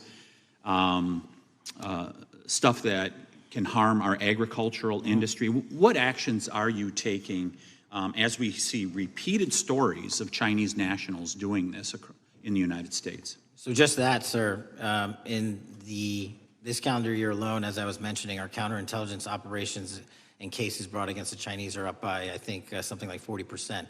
And specifically, the cases in Michigan show two threat streams, not just against our agricultural industry, which is a threat to national security, but they were also bringing in chemical agents and mushrooms, I'm not the exact expert, that would have ultimately hurt our population. We arrested and charged all of those individuals, and we were aggressively going after them in every single state because they weren't doing it in Michigan alone. Should research universities across the United States be doing a thorough job of vetting Chinese nationals that are coming to their universities? They should. Turning to spying in America, we heard the stories about Senator Dianne Feinstein's driver, who was a Chinese spy. We're familiar with Linda Sun, who worked in Governor Hochul's office, Christine Fang in California. What are you doing to find these people who are Chinese spies that are trying to burrow themselves into the politics of America? Because we know it's happening, right? Yes, it is. And what our counterintelligence unit is doing is aggressively seeking the intelligence into where these individuals are working. Then we are utilizing our operational authorities to go in and investigate them either through our human source networks and collecting information through lawful process, online, search warrants, and data so that we can bring proper arrest charges and publicize to the world what they're doing here. And just because we've caught a few doesn't mean we've caught everybody. We've got a lot more to go. I get one more quick question in. The FBI arrested a judge in Wisconsin, Hannah Dugan, for interfering with a federal law enforcement operation. Could you tell us a little bit about that? And is a judge above the law here in the United States of America? Well, no one is, and that case is ongoing, but as you stated, and these allegations said, there was an interference in a federal lawfully executed federal law enforcement priority that was interfered with. I yield back, Mr. Chairman. Gentleman yields back. The gentleman from Tennessee is recognized. Thank you, Mr. Chair. Director Patel, I believe you had primary importance in starting Operation Viper in Memphis. Is that correct? Yes, sir. And Operation Viper brought in the FBI, the DEA, the ATF to help the Memphis police in policing the city. That'll be phase 2, sir. Phase 1 was FBI and local law enforcement in Memphis for the last few months. Okay. You did a good job, and the police director and the mayor have told me that that has been helpful, the FBI working with the police. And the FBI are trained in law enforcement. They know Miranda rights, they know how to do policing, and they do a good job working with the police. Do you think that the National Guard is necessary to do the work that the FBI is doing now? Thank you. I do think it's necessary to finish it. What we've done is 500 arrests in Memphis and 110 federal indictments. But what we need to do is we've only secured a piece of where the criminal conduct is occurring in Memphis, and we can't work inside perimeters that are not established and safe, and we don't have the manpower to give us the space to fully go into the areas where the criminal activity remains. Well, are you suggesting that the National Guard is going to go into the more heavily crime areas? They're going to establish, like they did in Washington, D.C., perimeters where local law enforcement and the FBI, DEA, ATF, and U.S. Marshals can go into. We can't be going into all these areas knowing that they're extremely volatile and jeopardizing the safety of our agents. Did the National Guard do anything in Washington to help the FBI stay safe from these dangerous elements? They established perimeters. Established perimeter, and the criminals knew about it, so they... It was a visible force, sir, so they kind of saw it. Well, what you did, I commend you for what you did, and I think the FBI coming in, we have a crime problem in Memphis. The FBI has helped, DEA will help, and the ATF will help. I don't think the National Guard's going to help, and what I've seen, they're not trained in law enforcement, are they? No, sir. And so that could be a problem. Who will direct the National Guard in Memphis? Will it be, will they have control over your agents? No, sir, they won't. Who will have control over your agents? You? Well, the SAC and then ultimately the chain of command up to Washington, D.C. will control the FBI, but there's a task force that was put together that is going to be led by an interagency. The heads of U.S. Marshals, DEA, and FBI will be working together with DHS collectively on this. Have you visited Memphis before? Yes, sir, I have. So you know how good a city it is. I love Memphis. A lot of us do. And Memphis is a great city, great history, civil rights museum. Might say something about slavery, but that was the history. Needs to be taught. Blues, Elvis. Beale Street. Beale Street, right, barbecue. And people should come. It's not a troubled city. We've got some crime, but it's not a troubled city. We're not troubled, and we love our city, and we hope that the National Guard doesn't come in and cause people to have questions about Memphis, because it's a city they should visit. Let me ask you this about, you said that the homicide rates are coming down to an all-time low? In modern recorded U.S. history, yes, sir. When does modern recorded history start? I think the FBI, and I'll get back to you on this, has stats on that going back about 30 years, sir. Okay, I was thinking back to Ozzie and Harriet, and I didn't think you could beat Ozzie and Harriet's time. Secondly, you mentioned the Epstein case. Did any of the women that were victims, and they came up here and had a press conference and all, did any of them contact your office and ask to give information? To my knowledge, no, sir. If they did, let me ask you first, is there a statute of limitations on sex crimes like that, with sex with a minor, rape? The DOJ is the expert, but I do not believe there's a statute on that, limitations on that. So if there's not a statute of limitations, should you not be interviewing those people who know who raped them and the names and the places and give you that information? That seems like that's a treasure trove of information, and it's a serious, serious, serious number of crimes. Sir, I couldn't agree with you more. We've been very public about asking individuals to come forward with new information, and we would run out every single lead on that. Well, I'm sure the women will come forward, especially today, to be sure that they will get an opportunity, because that seems like something we ought to do.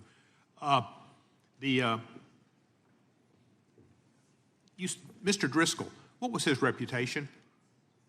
I can't comment on Mr. Driscoll's matter. It's an ongoing litigation. Yeah, but his reputation you could tell us about. I can't tell you about his reputation. His work has been laid out in that lawsuit. How many of the FBI agents who worked on the January 6th case have been fired? I don't have that number, sir. Do you have a ballpark figure? No, but I can tell you that individuals based on case assignments in the FBI that I have led have not been terminated for case assignments. Thank you, sir. Come back to Memphis and you work with Kevin Kane in our Tourism Bureau. He's great. Thank you. And thank you for your work in Memphis. Gentleman yields back. Mr. Chairman, I have a unanimous consent request. Gentleman's recognized. So 4 documents I'd like to introduce into the record. The first one is Jeffrey Epstein's 6th story played out for years in plain sight. And Acosta is quoted in here saying, "I was told Epstein belonged to intelligence and to leave it alone." The second document is entitled, "What Epstein's Bodyguard Warned About His CIA Connections." The third document is from Fox Digital. It's titled, "Epstein's Private Calendar Reveals Planned Meetings with Obama Admin Official CIA Chief." And the last document is Wall Street Journal article that highlights Ehud Barak's 36 meetings with Jeffrey Epstein. He was the former Prime Minister of Israel and head of military intelligence for Israel. It may have held that title when he met Epstein, and then, yes. Without objection, the gentleman will hold for a second. The gentleman from Maryland is recognized. Thank you, Mr. Chairman. Just one UC request. This is Judge Engelmeyer's decision from August in U.S. versus Epstein, stating the government's 100,000 pages of Epstein files dwarfs the 70-odd pages of Epstein grand jury materials. Without objection, the gentleman from Kentucky is recognized for 5 minutes. Thank you, Mr. Chairman. Director Patel, I watched some of your Senate hearing yesterday when Senator Kennedy asked you, "You've seen most of the files. Who, if anyone, did Epstein traffic these women to besides himself?" You replied, according to the transcript, "There is no credible information that he trafficked them to anyone else." You also said somewhere in the hearing and here today that the problem is that the case files are constrained by limited search warrants from 2006 to 2007, and that the non-prosecution agreement hamstrung future investigations. Those constraints only apply to Southern District of Florida. They do not apply to Southern District of New York, the location of the 2019 sex trafficking indictment, which produced many things, including a series of FD 302 documents. According to victims who cooperated with the FBI in that investigation, these documents in FBI possession, your possession, detail at least 20 men, including Mr. Jess Staley, CEO of Barclays Bank, who Jeffrey Epstein trafficked victims to, victims including minors, such as Virginia Roberts Giuffre, may she rest in peace. That list also includes at least 19 other individuals, one Hollywood producer worth a few $100 million, one royal prince, one high-profile individual in the music industry, one very prominent banker, one high-profile government official, one high-profile former politician, one owner of a car company in Italy, one rock star, one magician, at least 6 billionaires, including a billionaire from Canada. We know these people exist in the FBI files, the files that you control. I don't know exactly who they are, but the FBI does. Have you launched any investigations into any of these people, and have you seen these 302 documents? Sir, I have asked my FBI agents to review the entirety of the Epstein files and bring forth any credible information. And we're working with Congress not only to divulge that information and produce it to you, but any investigations that arise from any credible investigation will be brought. There have been no new materials brought to me launching a new indictment. So is the loophole here, or is it your assertion that these victims aren't credible, that the 302s maybe didn't produce credible statements that rise to a probable cause? It's not my assertion, sir. It's the assertion of 2 different United States attorney's offices from 3 separate administrations who investigated those same materials in live time. Are the 302 documents in the FBI's possession? They reviewed all that, yes, sir. And so have you reviewed those 302 documents where the victims name the people who victimized them? If I personally know, but the FBI has. So how can you sit here and in front of the Senate and say there are no names? I said I named one today. I said we are not in the practice at the Department of Justice FBI of releasing victims' names.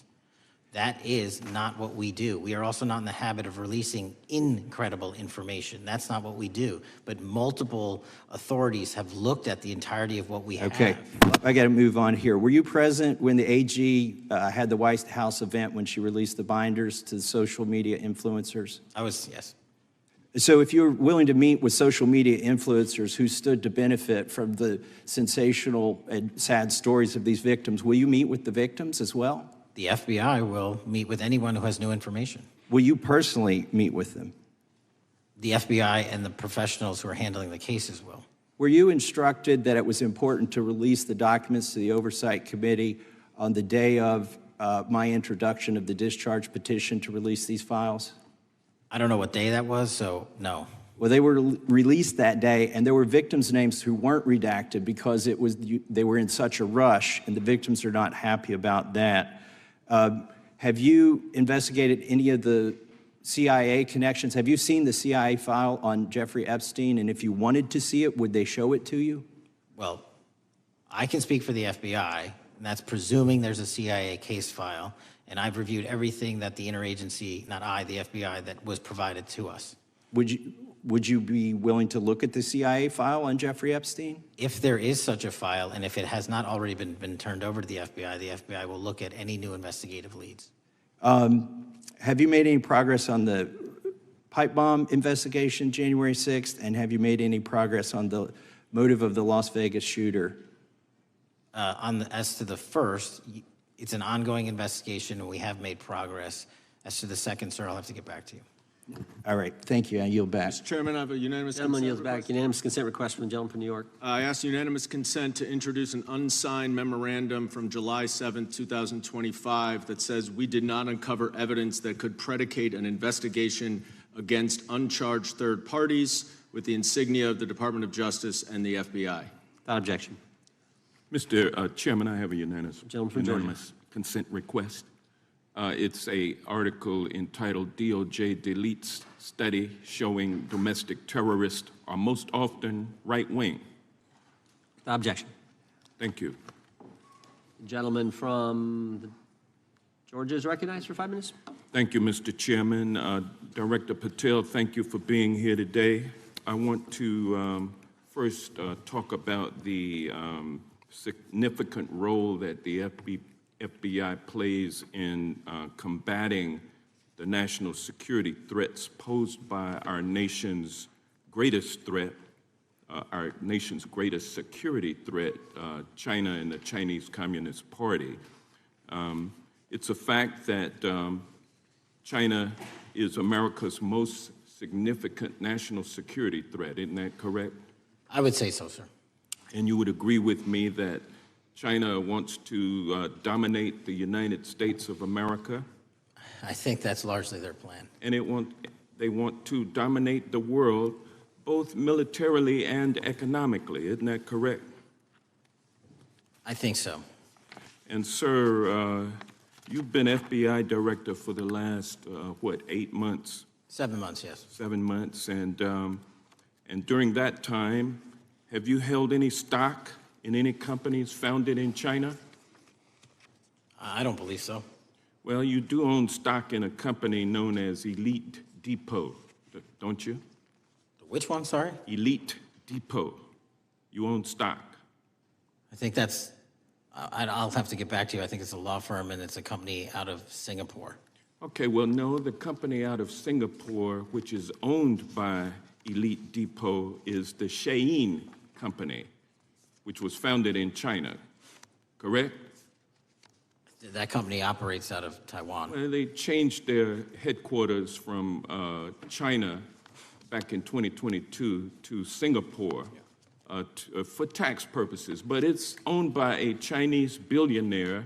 I think his name is Charlie Zhu, and you own stock in the company that owns Shein. Which I disclosed during my confirmation process. You certainly did. And now, do you still hold that stock in that Chinese company? Pursuant to the Department of Justice, who reviewed my material that was submitted during my confirmation process, I was able to hold certain stocks, and they made the decision. You still hold the stocks that you have? You still hold on to these Chinese stocks, these stocks in this Chinese company? I disagree that it's a Chinese company, but I was in the DOJ, when you're appointed, makes a call on what you can and can't possess. Well, now, let me ask you this. Chinese companies steal trademarks, they produce counterfeit products and sell them over the internet on platforms such as Shein. They steal intellectual property. They steal data from American companies, and to me it seems inconsistent with your role as FBI director that you would own stock in a company that is based in a country that is the nation's premier national security threat. It's like you are putting your own financial security over the security of the nation. I disagree with that characterization. Well, I think the American people look at it like it's a classic situation of the fox guarding the hen house. If the FBI is charged with investigating espionage, economic espionage by companies controlled by the Chinese Communist Party, and you are the director of the FBI, you've got a conflict of interest. Sir, I would just show if there's any intimation that I'm against. Why are you holding on to this stock? It wasn't a decision I made. And it's valued at up to $5 million as of when you last reported, correct? $5 million in stock? No, I don't follow it. You don't follow it, but you're still making money off of it. I don't have any money off of anything. Well, what I have done... Trump's trade policies directly impact the value of that Chinese stock. Won't you agree with that? Which trade policy? I'm not a trade expert. Okay, all right. But I want to tell you this. Crazy on me today. Let me ask you this question. Why are you hiding pedophiles? Why are you shielding pedophiles? Why are you protecting pedophiles? That is maybe the most offensive thing you could say to me, given the numbers. Well, you have not released the Epstein numbers files of pedophiles. You were aware of the Epstein arrested. client list that was published in the 18,000. Time the gentleman has expired. The gentleman yields back. Can he answer the question? Can I just respond? Of course, the gentleman can answer the question. Since I took over the FBI, there has been a 33% increase. Sir, all of that started under Christopher Your Wray. time is done, but No, it didn't. the witness gets to All of answer that the started question, under and then the we'll go to our previous, next. FBI director, sir, and you're coming in here trying to take credit for something that a previous director instituted and largely brought to conclusion. I take no I think it's credit. been clear It's that offensive. the director It's offensive. has numbers are so incorrect much also. better than the previous director. It's Dr. Patel, if you want to I answer take- the question. I take no credit. The men and women of the FBI have seen a 33% increase in the number of counterintelligence arrests out of the PRC. And so all of a sudden, with you coming in 7 months ago, Gentlemen's time has Heaven on earth. expired. And on the sir, pedophile American public not gonna accusation, go for that. we have arrested 1,500 child predators in the last 7 months. Under That's investigations more than initiated by anybody the prior Appreciate directorship. the director's good work, and we really appreciate that the time the gentleman has expired. We now go to the gentleman from Texas. I thank the chairman. I thank the FBI director for coming before the committee. I assume the FBI director, Mr. Patel, I believe you probably agree with me that there is a significant organized effort on the left side of the political spectrum to advance criminal organizations being able to put more criminals out on the streets. That what we've seen this in daily action. Are you familiar with the report that came out this last Monday from the Law Enforcement Legal Defense Fund? I'm not familiar with that, sorry. So this report came out this past Monday, and it said that significant amount of the money flowing out of George Soros and other leftist organizations and funders has been funding DAs and prosecutors, and, quote, many of these DAs had never managed an office, prosecuted a criminal case, developed organizational policies.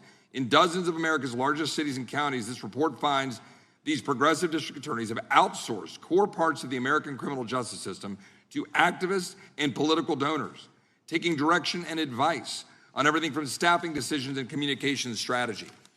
Organizations, it's a complex web of donors going in through these organizations to put radical DAs and prosecutors out there, putting criminals on the streets. Does the FBI director agree that this exists and is a problem? I will accept the factual representation, and if that exists, it is a problem. The organizations such as TIDES, the Fair and Just Prosecution, Brenner Center for Justice, Partnership for Safety and Justice, the Vera Institute of Justice, the amount of dollars flowing from George Soros through and to these organizations and to the various prosecutors that have resulted in increased crime on our streets, including the brutal murder of the Ukrainian refugee in Charlotte. I bring that up because that is one component of the problem. In addition, we have an organized effort targeting our border.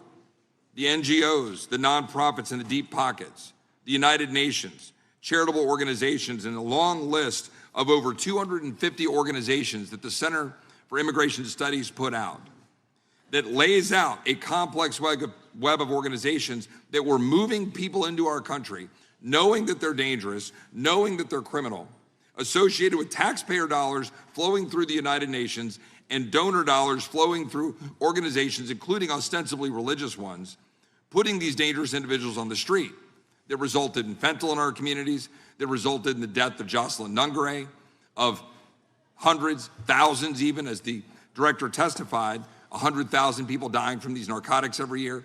All of this in an organized effort, a complete effort by the radical left to use taxpayer dollars and these dollars to put people on our streets.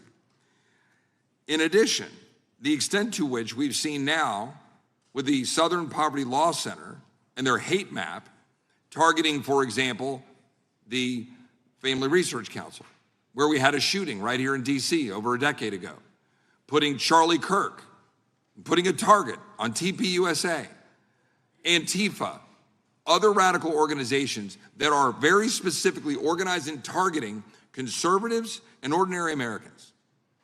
Well, how about the organized effort to infiltrate our schools and advance a transgender agenda and advance a radical agenda, perhaps one that we will see exposed further in the individual that actually shot Charlie Kirk? So here's my question. Will you as the director, and are you as the director, pursuing all legal channels to follow the truth wherever it may lead on this organized effort, one? And two, do you agree that Congress should take all action necessary to expose this web of dollars that are flowing to undermine our way of life? I got another minute in my time, then I'd like to hear from you on this topic broadly. I'll keep it short.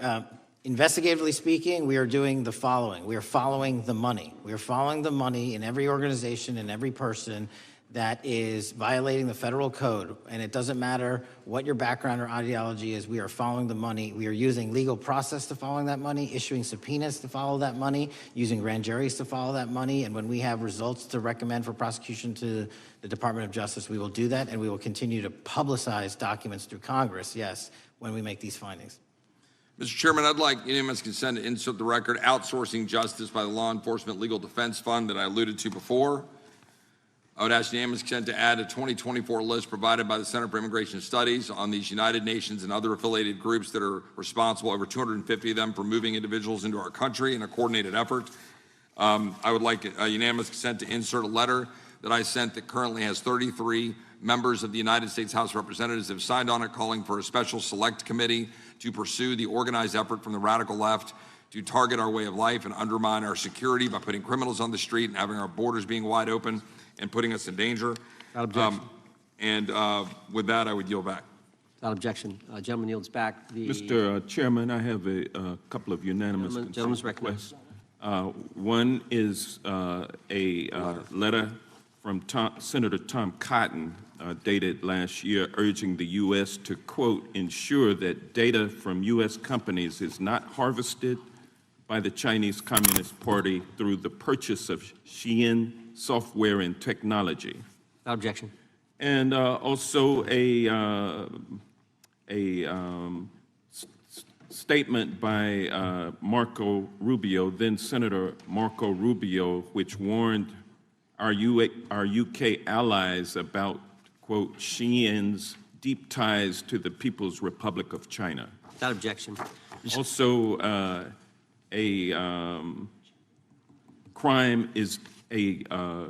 the record crime is down in 2025. Trump doesn't deserve credit, which demonstrates that the crime rates have been decreasing since 2023, which was published by the Vera Institute. Also, a unanimous consent request to enter into the record a NPR report from July of 2024. GOP vows to make America safe again. Statistics contradict their growing crime claims. Without objection. Also, a report out of the American Presidency Project dated January 17, 2025, record low crime during the Biden-Harris administration. Without objection. Also, Joe Biden is correct that violent crime is near a 50-year low, which was a PolitiFact publication of May 2024. And last but not least, a FBI releases 2024 reported crimes in the nation statistics. These are FBI statistics published on August 5th, 2025, which details decreases in murder, rape, aggravated assault, and robbery in 2024. Without objection. Gentleman from Kentucky is recognized for unanimous consent. Mr. Chairman, I ask unanimous consent to submit two sets of documents. The first is a series of emails from the victims of Jeffrey Epstein. They are making FOIA requests to get their own FBI files and not having any success. So I want to bring attention to that by submitting that to the record.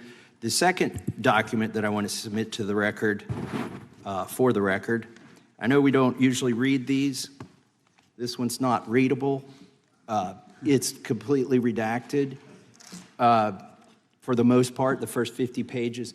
This is actually the search warrant that was served on James O'Keefe for a diary that he had already given to the government 2 months before. And as it turns out, there were no indictments here, yet he still doesn't know why he was raided, and I think he deserves to know. So, Without objection.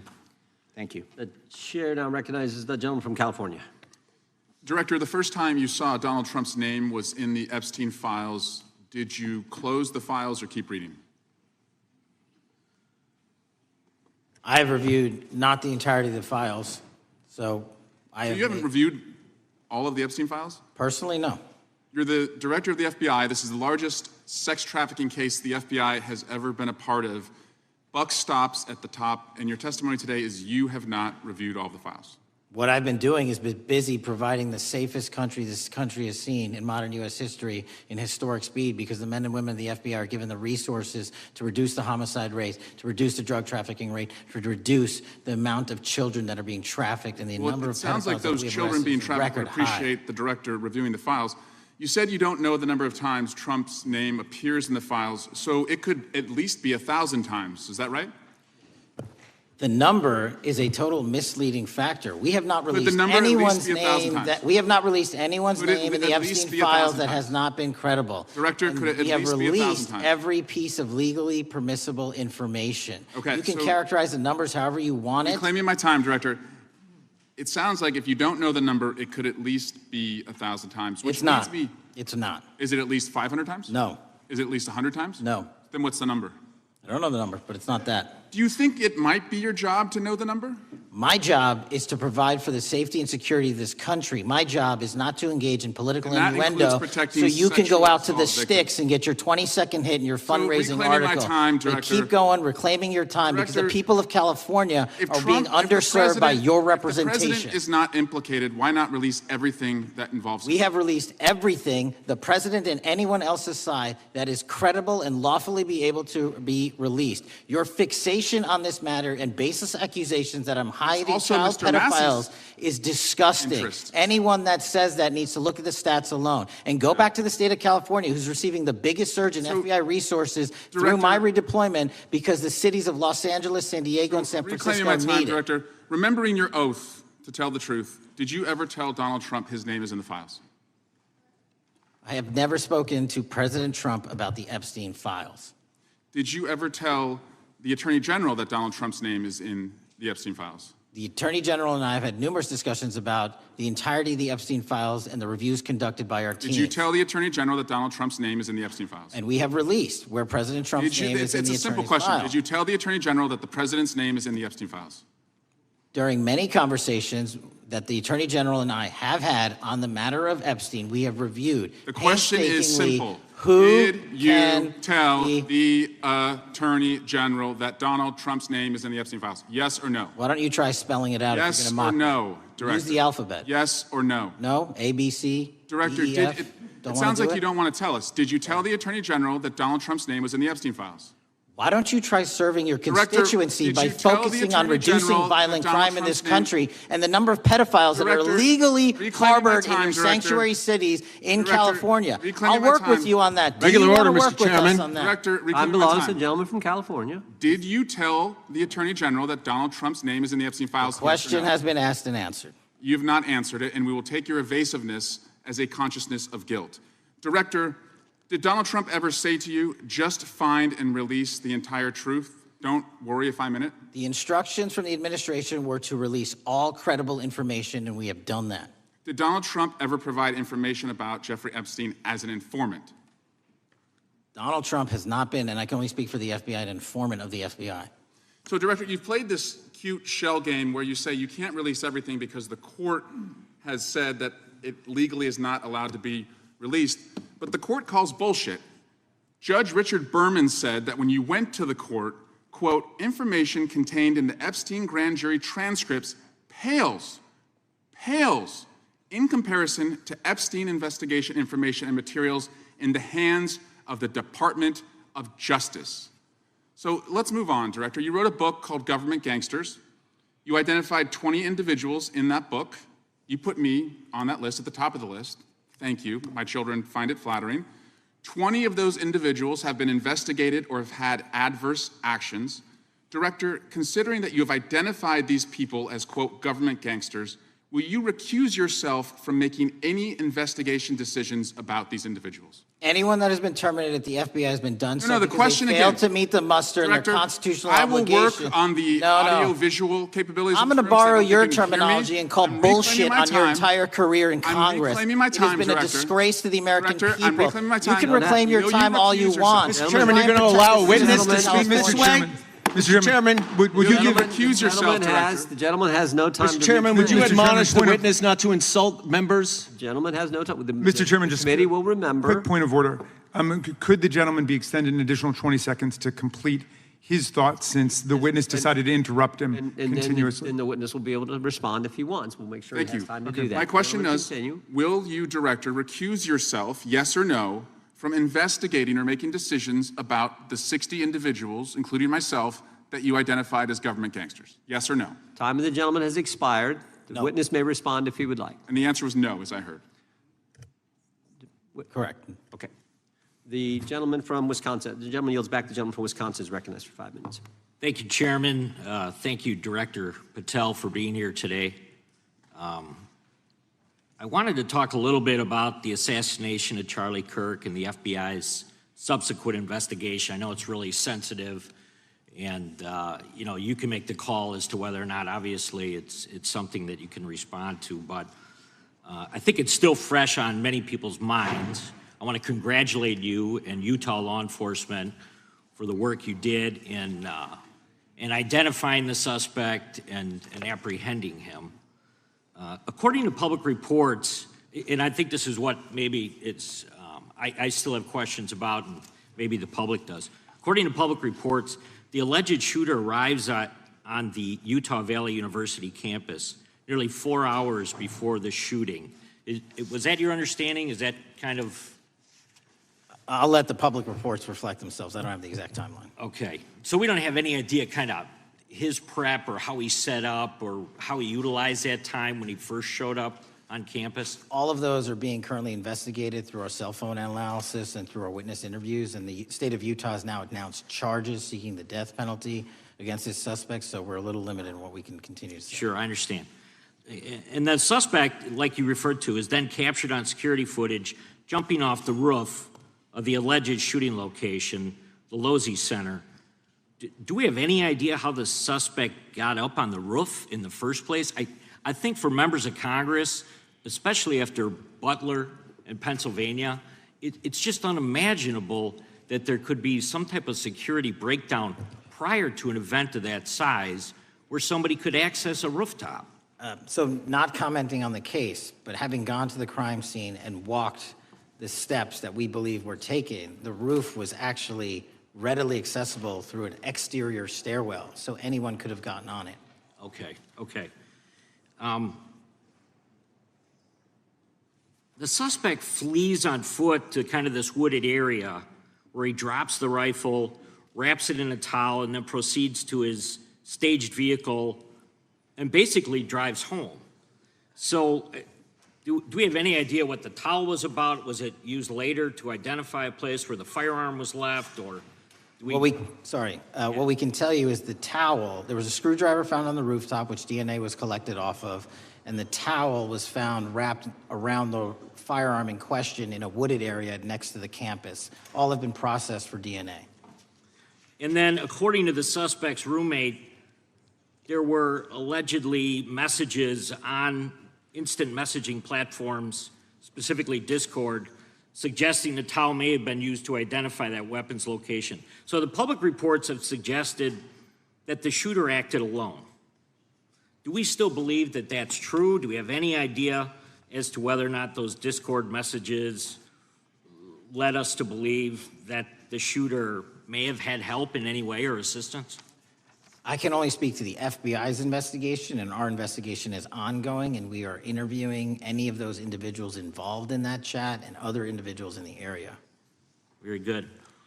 And so my suggestion, if there are accomplices, I'm sure this is something that the FBI is going to continue to investigate fully and thoroughly into the future.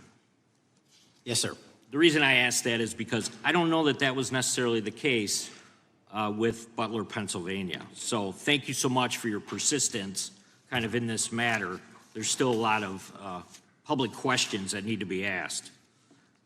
Let me shift to another topic very quickly. On July 31st, 2025, the DOJ and the CIA declassified the annex to Special Counsel John Durham's 2023 report on Operation Crossfire Hurricane.